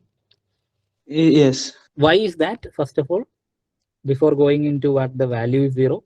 Because limit x tends to 1 minus 1 to x f of t. Why it is the value is when we replace x with 1. Means, what are we using there to say that limit of this function is function evaluated at 1, right? We are using the fact that this function is continuous. So we should not miss that point. So that is by fundamental theorem of calculus, we know that since f is continuous, this thing is actually differentiable. That's what fundamental theorem of calculus is. So in particular, this is continuous. So limit x tends to 1, this is in minus 1 to 1 f of t. Means putting x equal to 1. You got the point. So we are using the fact that this function is actually continuous. In fact, it is differentiable, but because of continuity, you can say that. Similarly, the denominator. That is why you can write it. So yeah. For problem solving, you may not, you don't need to worry too much about it, but yeah, you need to, yeah, you should know all these things. So yeah, now what is the limit? Integral minus 1 to 1 f of t. What do you know about it? So, 0. Yeah, 0. Why? Because f is odd function, right? So Yes. I'm wondering where will I write it. So I will take another page, but I have to write the same thing again. So I will write the main things which we got. So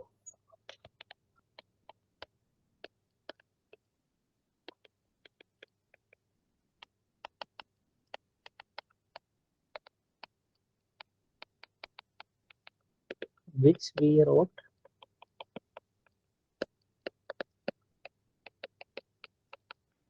Now you said this is 0 because f is odd function. You know the property. Similarly, again, why I write this one? This is also need to be explained. Why this is when you apply limit. This is because G is continuous. So our G is this small g. Why G is continuous?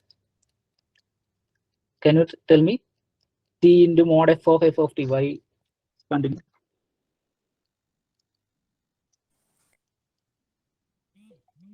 We only know f is continuous. Continuous. The composition of S and F is also continuous. Yeah. We are using some composition idea, right? F of f is continuous, modulus is continuous, composing them continuous, so, and product of these two. So that is the reason. So it should be very clear. So G is continuous actually. So this is a continuous function. So that is why we can write this. Now, what about this integral? -1 to 1 g of t dt. Can you say anything? This is also odd function. Yes. So that is another observation here. So that's why this problem is interesting. So how many things to observe? So g of t is actually odd.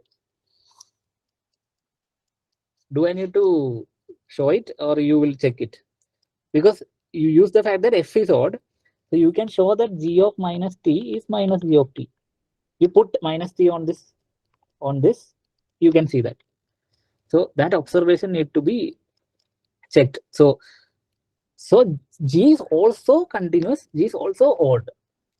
So that is why this is also 0. That is how you got it is 0 by 0 form. Is it clear to everyone? So yeah, we are using so many things, but yeah, most of the things you can get away with that even if you don't know, but I'm just explaining each step. So now this is of the form 0 by 0. So what you will do? Differentiate denominator and numerator. Exactly. So by L'Hospital rule, we know that this is the same as f dash x by t dash. Now what is f dash x? What is the fx? Exactly, because by the fundamental theorem of calculus, this fx, this is gx, again by fundamental theorem of calculus. Now can you apply this? What is limit extends to 1 f of x? Yes, I can. Because I will go back to the previous page. F of 1 is given to be half and f is continuous. So limit extends to 1 f of x is f of 1. Similarly, g is continuous at 1, so g of 1. So this is half. Sorry, what is given to us? No, f of, this is half by, what is g of 1? What is g of x? G of 1 is what? F of half. When you put F of half, it's mod of f of half. Yeah, so when you put g of 1 by, when you put t equal to 1, you get mod of f of 1, which is half by mod of f of, what is f of 1? That is half. So this is what you are getting as the answer, final answer. And can f of half be 0, the denominator? No. Can this be 0? No. No, f of 0 equals to 0 exactly 1 point. Exactly. So we are using every conditions. So it vanishes only at 1 point and we know that it is at 0. So it can't be 0. That means this actually a non-zero number. So this makes sense. Now we are given that this value is what? 1 by 14, 1 by right? 14. Yes. So from that, what do you get? Mod f of half is, I think, 7. Yeah. But what do you need? F of half, not mod f of half. So that means f of half, what are the possibilities? 7 or? Plus minus 7. But in this case, what should be f of half? Tell me. 7 or minus 7. Look at the conditions and tell me what should be f of half. Can it be 7? Can it be minus 7? Minus 7, sir. You are saying it should be minus 7. Why? Because hot function, sir. So, what functions has any such property? So, I mean, just f of half is, suppose I am writing it, f of half is minus 7. what is f of No, it will be 7. f of 1 is half, right? Right? Given. So this is negative and this is positive. Oh, this is not true. Because f is continuous by intermediate value theorem, between this half and 1, there should be an element f of x is 0, right? By intermediate value theorem. But that can't be true. Right? We got a contradiction. I hope you got the point. Yes, sir, got it. Is it okay? If f of if f of half is okay, it's just -7, then it is less than 0, and it is given that f of 1 is positive. So by f is continuous. So intermediate value theorem, by intermediate value theorem, there should be an element between half and 1 which vanishes, right? But according to the conditions given, it can't be true, right? F can vanish only at 0. So this can't be true. So f of half cannot be -7. So the only possibility is f of half. Is it clear? Yes, sir. So this is a very interesting problem, which so we have to use so many conditions which is given to you, like so that, and the thing which we are doing is all that you know, right? All results that you know. The thing is that you have to do it. Understand what is given to you. Use it. Use everything that is given to solve it. So this is how it's a nice problem because we have to use a lot of facts. So now another problem. Yeah, this looks like series kind of thing, but it's not related to that. But can you, okay, first of all, this by mean, I mean again, floor function, okay, I'm just recalling. So what they're asking is what is the value of this number? Floor function of 1 plus 1 by 4th root of 2 plus 1 by 4th root of 3, etc. plus 1 by 9999 4th root. So we don't want the value of the inside part. Okay, that is one thing you should notice. What they're asking is what is the value of the greatest integer of this number, not the. So it should, that is one hint that I can give to you right now. Because if you try to find the value and then find the greatest integer, it's not going to work because finding this value is not easy. Finding this sum is not easy in general. So that is one hint I can give to you. We don't really need this sum. What we need is a greatest integer of that. Means in a way, what we need is some number closer to it. In a way, we want some approximate value, not the exact value. So can you got something, some idea? You don't want exact value, but can you get some approximate value of such a thing? You have any idea? This is some sum of certain things.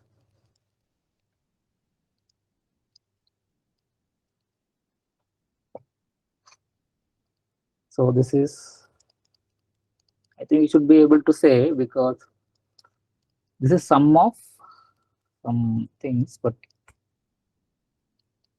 do you know of any approximation to it?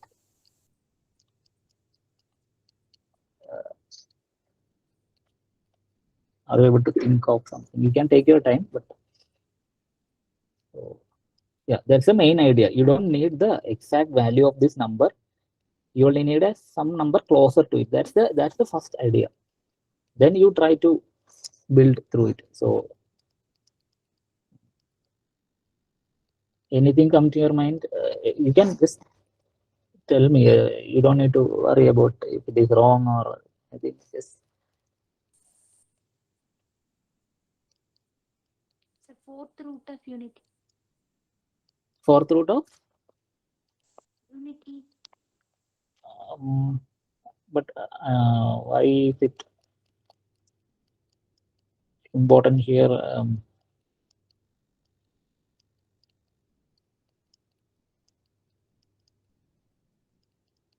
Okay, I will give one word. Tell me whether you are getting.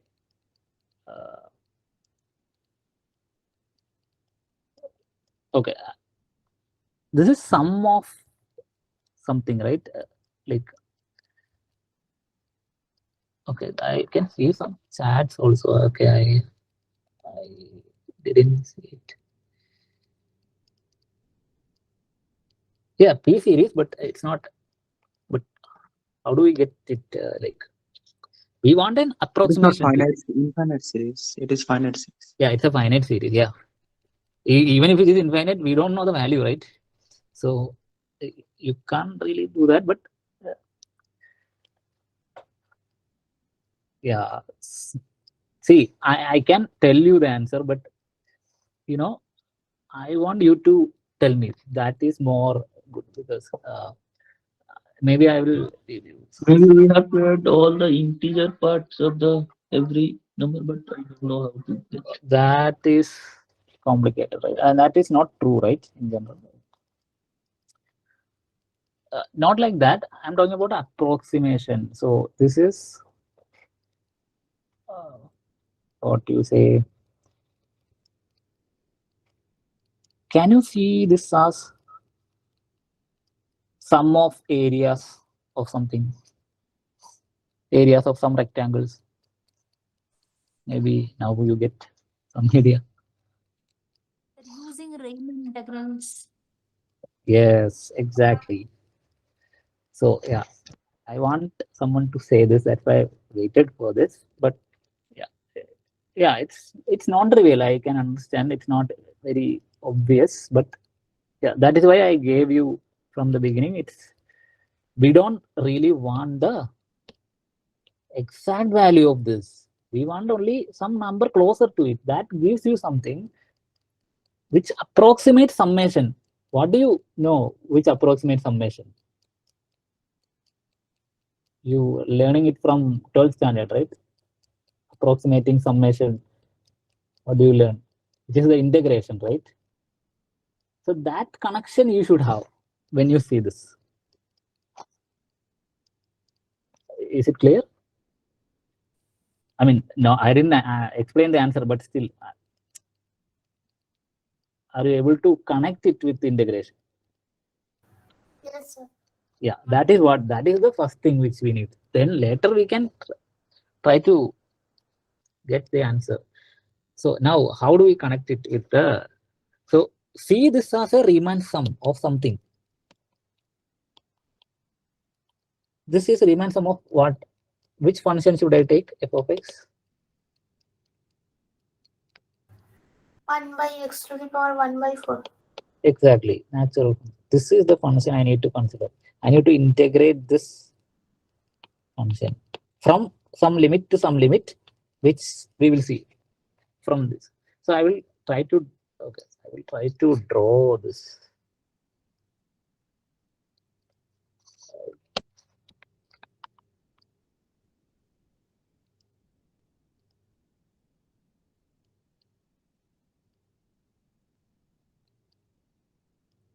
So how does 1 by x power 1 by 4 looks like?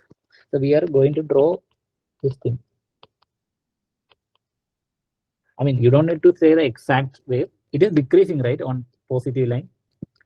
It will be like 1 by x, right? You just want to that. So very bad at drawing, but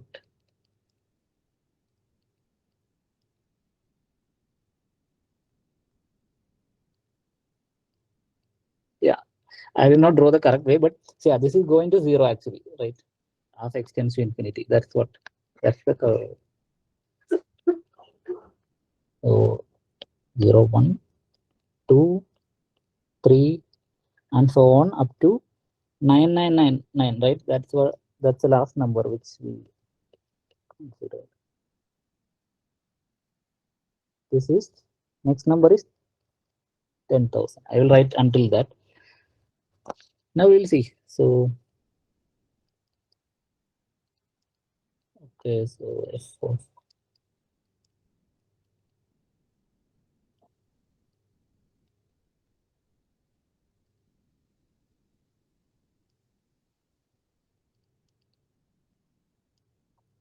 Is F4 one?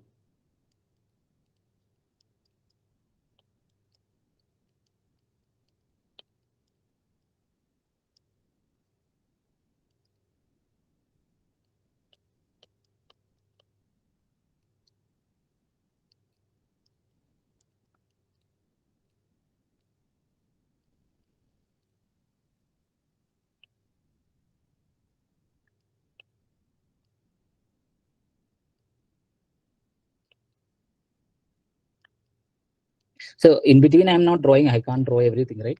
So, Sir, I think it should we take a left hand one because it starts from 1.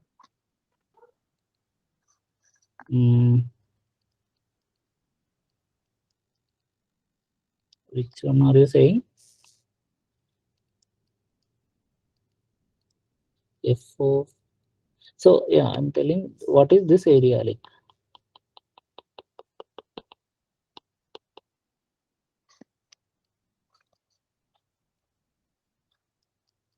So this is F of 1, right? Area of that rectangle.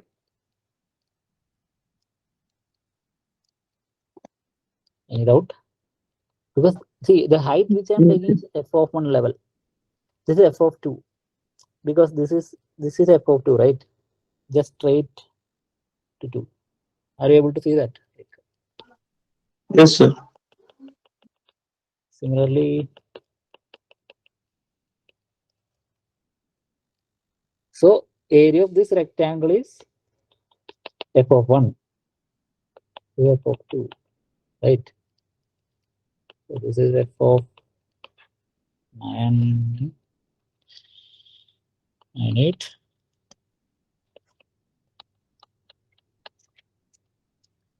So this sum which we needed.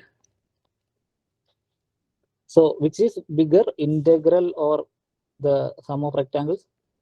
You have taken upper sum, right?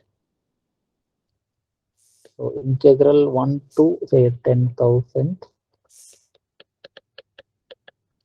This is bigger or the sum is bigger? That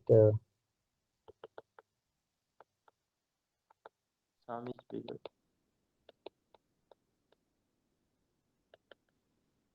sum is bigger, right? Because what is this? This is the area under the curve, right? So rectangle is, see, in between this area also is there. We have to draw rectangle. I mean, I didn't draw it, but yeah. So what we have is, this is the quantity we are looking for, right? The right hand side. So I hope you got the idea. Yes, sir. Yes. Similarly, you can consider lower sum also. So this way, this is lower sum. This smaller rectangle, the below one. So maybe here, I may not be drawing the right way, but so you get finally, this is how what you're going to get. You get lower sum. What will be lower sum? It will start from F of 2. I mean, you can work it out. I mean, I am just writing it.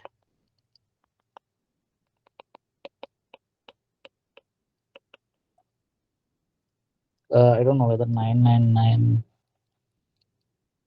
Plus 1 by yeah 10 this 0 yeah, okay, this is fine. This is less than or equal to integral 1 to 10,000 less than or equal to 1 plus this is the quantity we need. So we know some inequality. So that means this integral lies between these two numbers. No, can you compute this integral? Integral 1 to 1 by x power 1 by 4. What will happen? You know how to integrate this, right? X 1 by x power 1 by 4.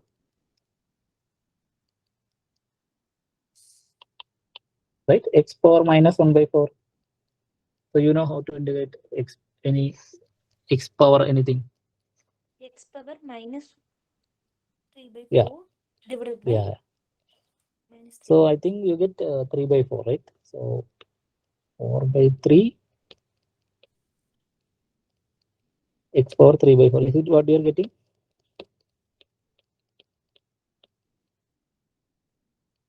You have to check it. Just integrate it. I mean, integration you have to do, and that you must know.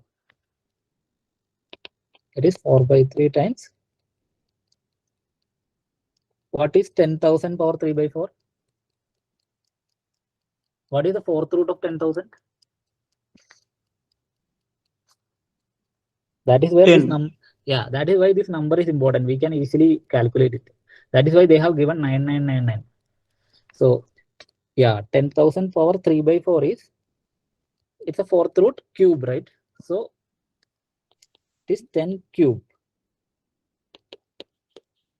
Is it clear? 10,000 power 3 by 4 is 10,000 power 1 by 4 whole cube. That is 10 cube. It is. So, you get is 4 by 3 times 3, sorry, 999. This is 4 into 333, which is, I think, 1332. So this number is 1332. In fact, you can look at the options. This thing is there. Others are very far away, right? Options. So you can directly write this, but when you do it now, we have to be careful why it should be like that. From the options, the other numbers are far away from 1332. So that will suggest you that this should be the answer. So yeah, when we do it now, we have to do it carefully. So what we proved is, this is the number we want. We showed that it is greater than or equal to 1332. Also, the lower sum, this thing. So from this, can you say greatest integer of this is 1332?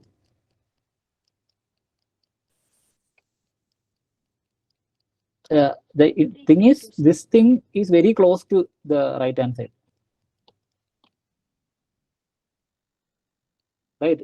If you look at the difference between the right side term and left side term, it's very small, right? In fact,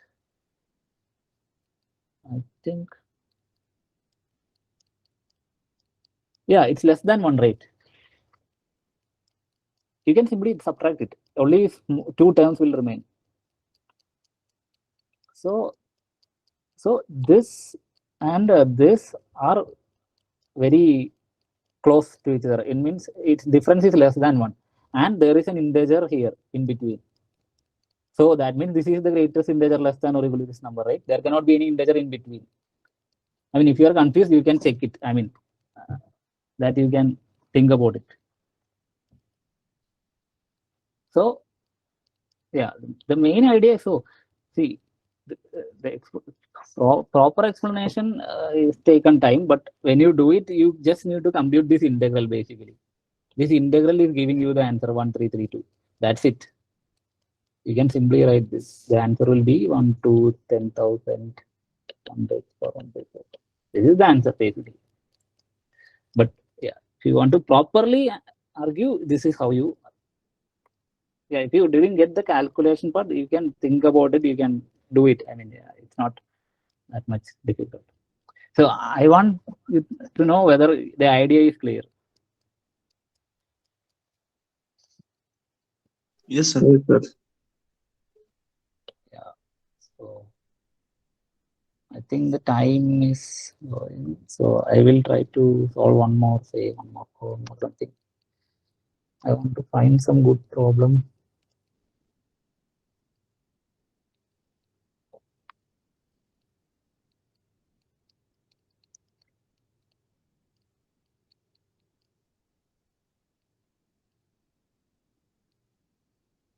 Yeah, maybe I will do one more problem on integration.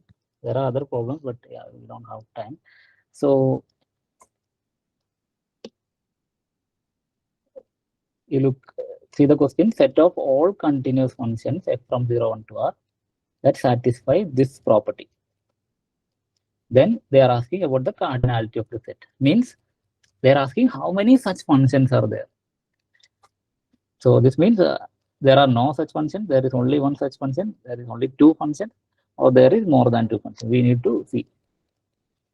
So again, the conditions are very important.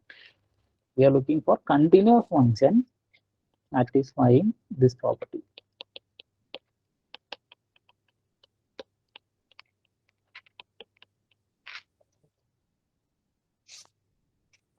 So this property is like too much, right? It's very like it's not very looking good. But is there any natural idea you are getting to approach this?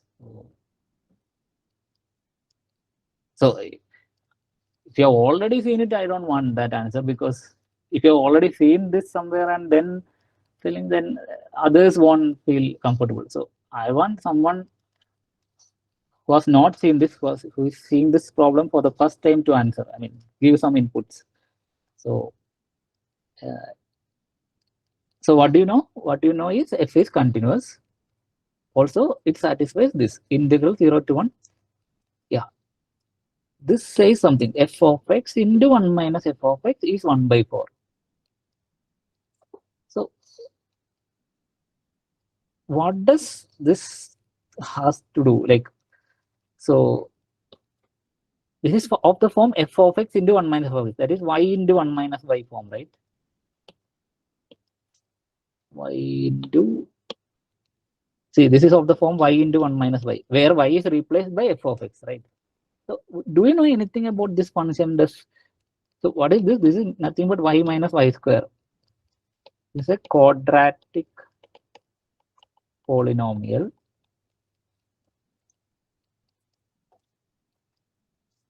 So what do you know about this function? In the sense of, see, what do you know means you can say so many things, but I'm not asking that, but which is relevant to this problem. So I mean, in some sense, I am asking, does it have maximum or minimum kind of?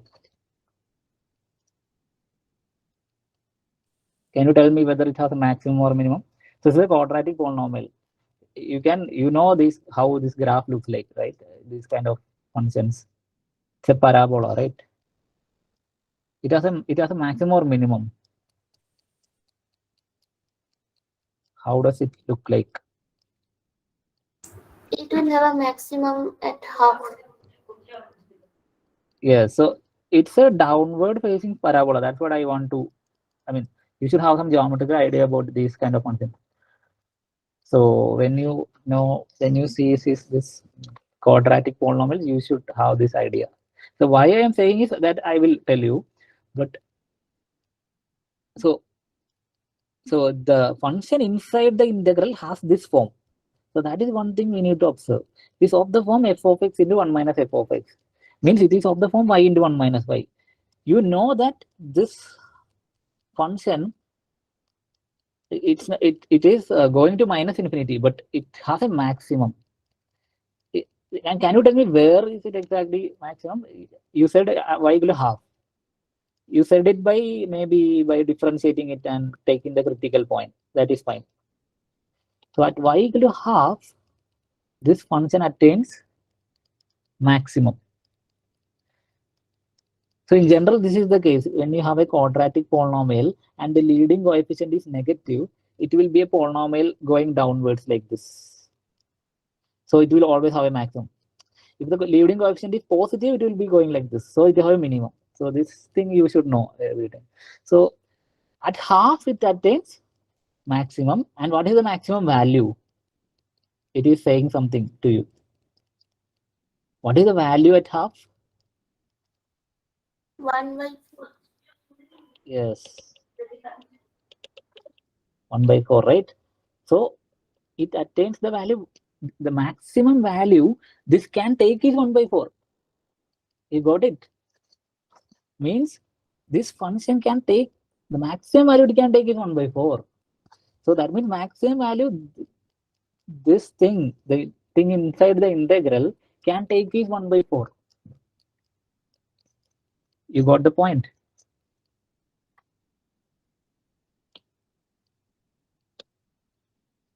Is it clear that f of x times 1 minus f of x, it can take, this is true for all x. Because anything of this form will be less than 1 by 4. That's what we saw.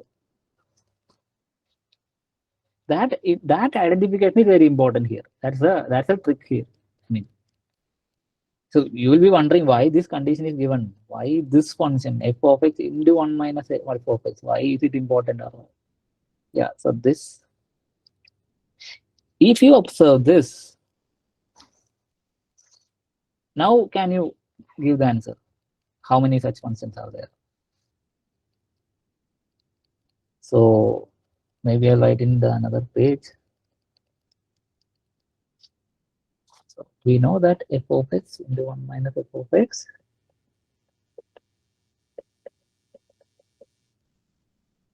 So that means integral 0 to 1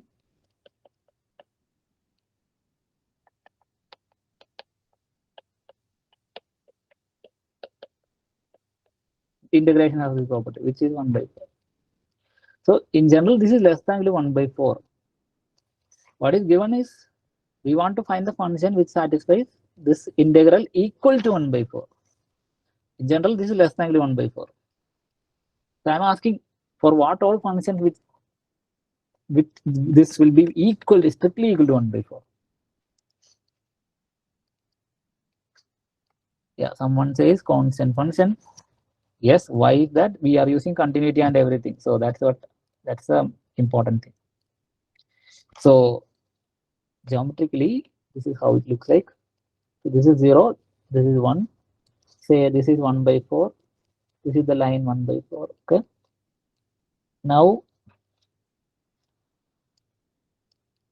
we know that f of x into 1. I am drawing the graph of f of x equal f of x into 1 minus f of x.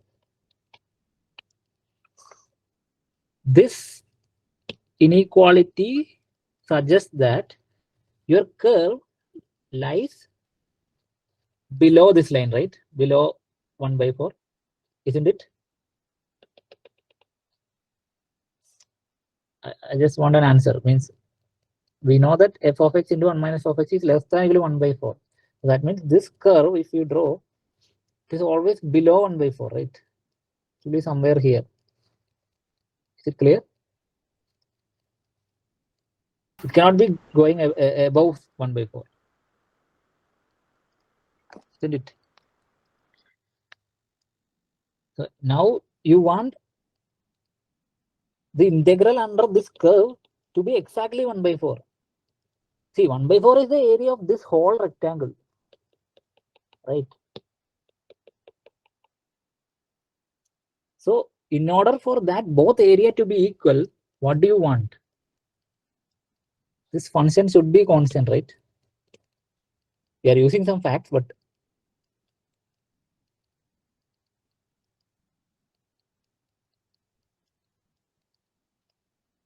is it clear?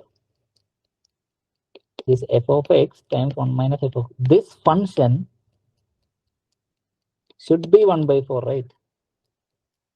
Because you use the continuity. Suppose it is not 1 by 4. Suppose it is less than 1 by 4 at some point. Then by continuity you can find a neighborhood of this in which this is less than 1 by 4. So you get a neighborhood where it's not touching this. It's not. You remove a non-zero region area, right? So the function has to be the constant function 1 by 4. We are not talking about f of x. We are talking about f of x times 1 minus f of x. It has to be the it has to be 1 by 4, right? If it is less than 1 by 4 at some point, then by continuity, you can argue that the integral will be strictly less than 1 by 4. So in order for this equality to hold, the integral equality, integral 0 to 1 f of x 1 minus f of x is 1 by 4. You want this function to be exactly equal to 1 by 4 for every x. Is it clear until now? Why it should be equal to 1 by 4? Because we know that it's less than or equal to 1 by 4. And we also want integral to be strictly equal to 1 by 4. So we use the continuity, basically, continuity of f to say that this is continuous. So is it clear? Or is there any doubt? Clear, sir. Okay. Now, so we got f of x into 1 minus f of x is exactly equal to 1 by 4. That's the relation we got. Now, what do you need is f of x, right? We need to find f of x. Can you find f of x from here? F of x equals to half. Why is that? Why anything else can't be? No. A Because simplification just. Yeah. Exactly. So yeah, we can simplify it and you can see, right? So you can see, in fact, what you are doing is you can solve this equation, right? This is a quadratic equation in f of x. Yes. Right, f of x minus f of x whole square equal to 1 by 4. Solve this equation, you will get f of x equal to half. There is only one root. This half root is repeated. So that means this implies f of x equal to half. And in fact, you can check whether f of x equal to half works or not in the equation. So f of x equal to half. So integral 0 to 1 half into 1 minus half is 1 by 4. So it is correct. You also have to verify it because maybe somewhere it is wrong. So that means what we proved is that if some function satisfies this property, then f of x has to be half. And in fact, we verified that f of x equal to half satisfies this. So that means how many functions satisfy this? Only one function, which is f of x equal to half. Is it clear? See, these kind of ideas will be, yeah, as I said earlier, it will be non-trivial to you if you are seeing these kind of ideas for the first time. But see, this is how you learn by solving more and more problems. This is how you learn how to do. So that's, if you're seeing this kind of things for the first time, it's just for the first time. You keep using it for a long time and do similar problems, you will be able to do things like that. So maybe I will stop here with this, and if you have any doubts or anything, you can ask. I will. Okay, thank you, Anand. Thank you for this nice session with a good collection of problems from real analysis. Hello, good afternoon, sir. Yeah. My name is Gauri, and I'm from CSIR JRF. Sir, it's like it would have been my loss if I couldn't attend this session. It was a very nice and interactive session. The way you took the class and the way you selected the questions, which you had to solve here and teach us here, like it was a really great experience for us, especially when the dates of the JAM exam is approaching us. It would like we could really make out of the time. The time was like the time spent was really helpful for us. And thank you for spending your valuable time and knowledge with us. And special thanks to Vinod sir for creating such a great session for us. Thank you, sir. Thank you so much. Sir, can you please send a PDF of your collected question? Good afternoon, sir. I am Dharmendra from Kasmir. This session was very nice and very higher level problems, and some related to flow function was very nice, and second last problem was very nice also. That was easy, but things too difficult. So I want to ask which book you can suggest and for problem and reference other reference, or can you share these problems with it also remaining problem? Thank you, sir. Yeah. So yeah, you want to know about the references or some? Yeah, sir. Yeah, sir. Reference textbook.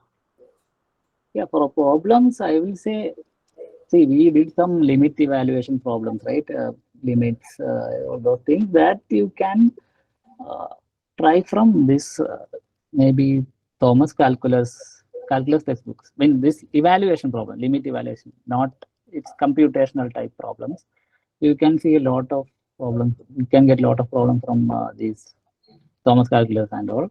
Otherwise, if you're looking for more, then yeah, you can get it from there is some book called Problems in Mathematical Analysis. There are 3 volumes of it, which I don't know, but I have heard from my friends that it is good for analysis problems.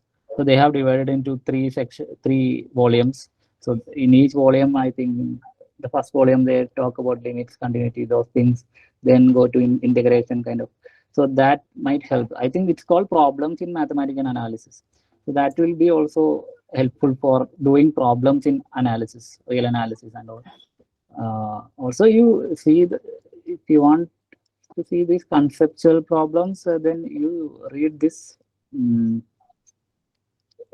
Here, beginner level, you can see Bartle, and in fact, there is a book by there is a book by Kumar, a basic course in real analysis. That's a very good book for if you are a beginner, if you want to understand real analysis.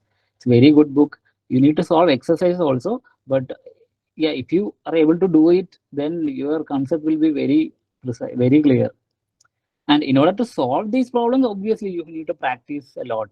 It won't come soon. You need to do a lot of practice. That's how you can get it. In fact, that's how, from my experience, I'm telling you, I cleared JAM because of I practiced a lot of problems. In fact, I can't even give a count of how many problems I solved, because that's how only I think I cleared JAM. So many, see, the problems is like, see, that's what I said when we were explaining. You may find it non-trivial, the tricks or things that are used.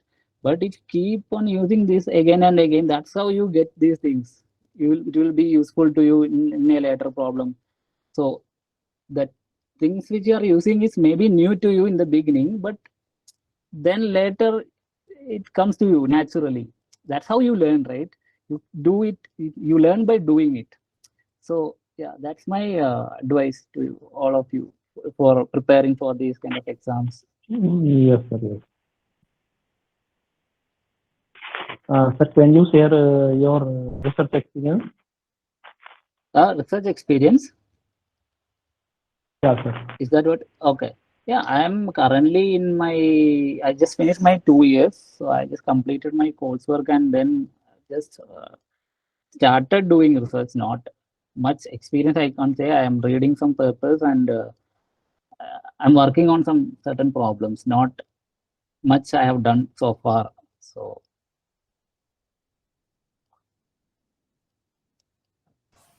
yeah, thank you, Dharmendra. Thank you.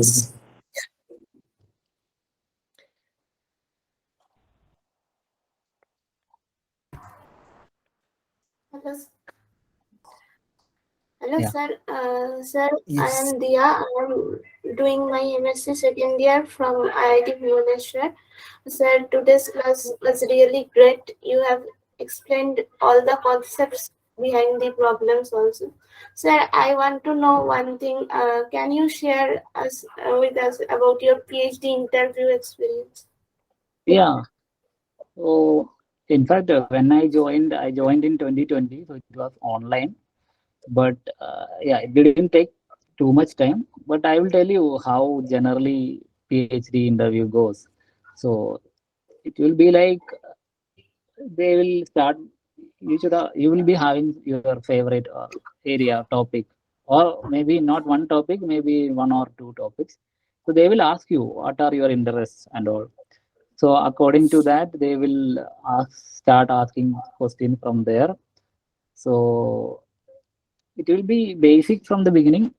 So in my case, what happened is that it was online. They didn't get much time, so they just directly started asking something. So generally, what happens is that they start asking some definition of something, then they build from there. So what I felt is that they randomly ask some things. They are professors, right? So they have many questions related to each concepts. So they start with asking, okay, what is Riemann integration? Define it. So you define it. Then they will start asking something related to. I mean, I can't say an example because it could be anything. They can ask anything. That's the thing with interviews. So the idea is like you need to be thorough with the concepts by reading textbooks and all. That's how you can learn. You don't. The thing with interviews is that you don't need to worry about these kind of problems. I mean, that's computational type. That things only required for your these kind of exams. But here, yeah, this is how generally interviews goes. They will start asking some statements. They will ask some theorem. They might ask if in that theorem, if we remove some conditions, what happens, whether it is true or not. Do we have any counter examples? So these kind of things. And also another thing I observed from interviews is that you don't, sometimes you don't need to give the precise or exact answer. They will help you. They will give you hints to answer. It's not that they will ask and they will be silent. You have to answer everything. Most of them, what I have observed is they are very happy to help. So it's that we need to give some input first. So they will give some hints sometimes. So using that hint, how you use that hint to give the answer, it's all about that. So what they will be looking at more or less like how you use those things to answer it. What is the way of thinking? That's what they are thinking. That's what they are looking at. So mainly that's generally this is how it goes. So it depends on the institute how they ask, but yeah, generally this is how they will ask questions in interviews. Okay, sir. Thank you, sir. Good afternoon, sir. I am Shikha, second year M.Sc student from Birla Institute of Technology, Meshra, Jharkhand. So your session was really nice, and it was you explained each and every question very well, and it was easy to understand us. Sir, I wanted to know your approach for preparing CSIR net, like how you have started, how you have planned your schedule for. Actually, I used to face lots of problem in analysis portion. So I wanted to know your preparation strategy. So I will say for just a minute. Yeah, so I will say for CSIR, is there any echo in the thing? No, right? No issue with the sound? It's okay now. Okay. So for CSIR, I will say I didn't do much preparation because I did a lot of preparation for IIT JAM. So from that, I know how to handle these kind of entrance examinations. No, so what I did for CSIR is that, like, I was in first semester that time, so I just started looking at problems from whatever area I can answer, because at that time I am only in first year or first semester, so I don't know much subjects. So I just looked at real analysis and linear algebra stuff, and mostly that's what I tried to solve. So what I did, I simply looked at the previous year problems and I started solving it. In fact, yeah, that is because I have experience in this writing these exams previously, because I have cleared JAM, so I know how it is. So maybe I will tell you how I looked at JAM, how I prepared for that. So that is how the general idea is the problem solving, because that's what you need for these kind of exams. So see, you need to know the concept. That's important. You should know the results, but the thing is how to apply it when a problem is given to you. I mean, if a problem is given to you, suppose these are the results that you need to know to solve the problem.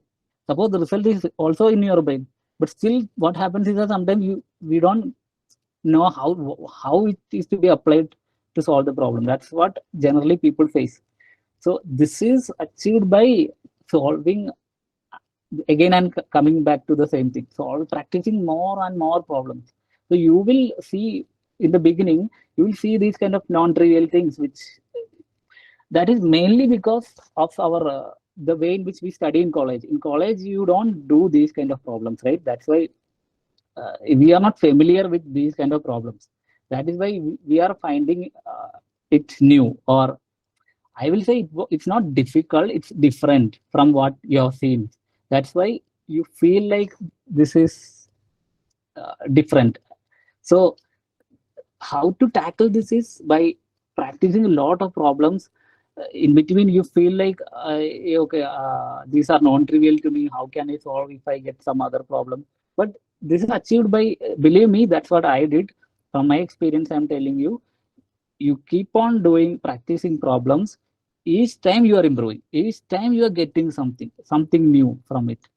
And in fact, this helps you in time management also, because this is very important exam where time is very important, right? Time management is also very important.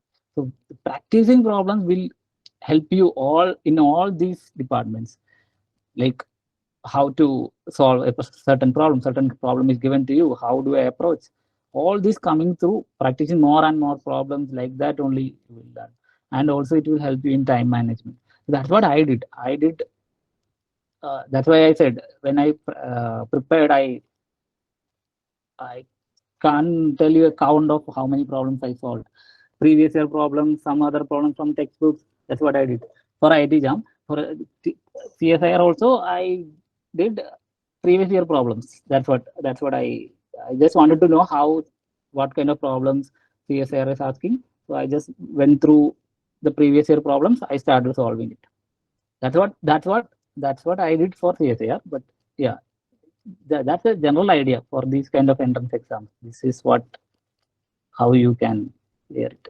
Very important to practice a lot of problems. You need to put some time for this and enjoy doing it. So that's what another thing is. I enjoyed solving problems. It was not a burden to me. I was like this.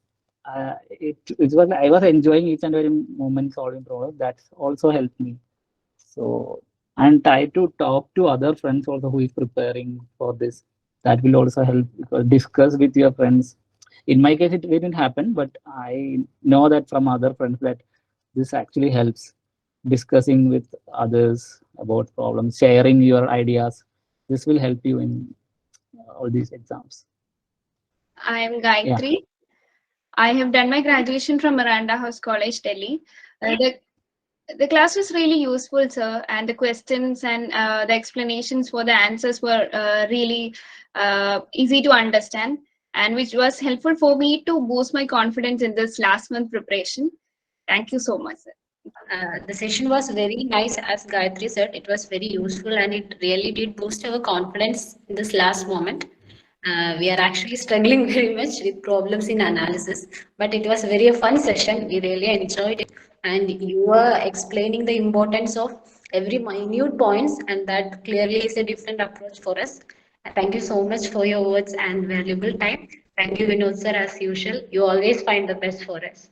I'm studying M.Sc and from Kerala itself, and the session was very good, and the concepts was really crisp and clear, and especially I like the part from Riemann integration, especially that third last question. I think it was really good, and thank you sir for putting such effort for finding such problems, and thank you Vinod sir for arranging these sessions. I'm Andresa Sebastian from Assumption College, Chanasheri.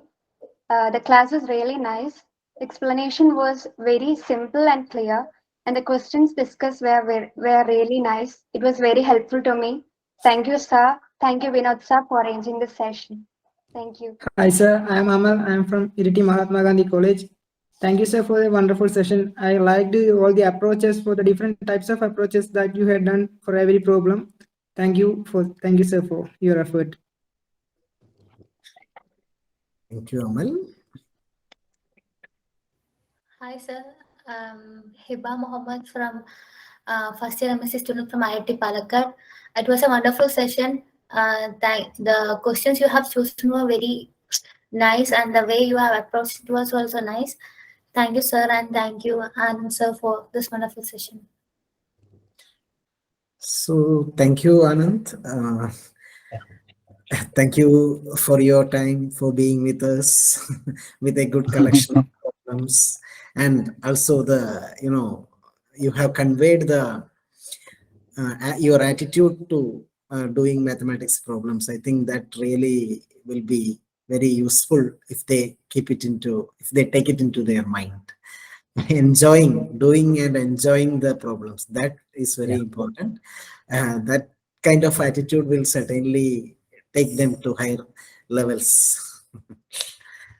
And once again, thank you, Anand. Wish you all the success in your research career. Hope that you will be with us in future too. Thank you very much. Let us wind up. Thank you. Yeah, thank you so much.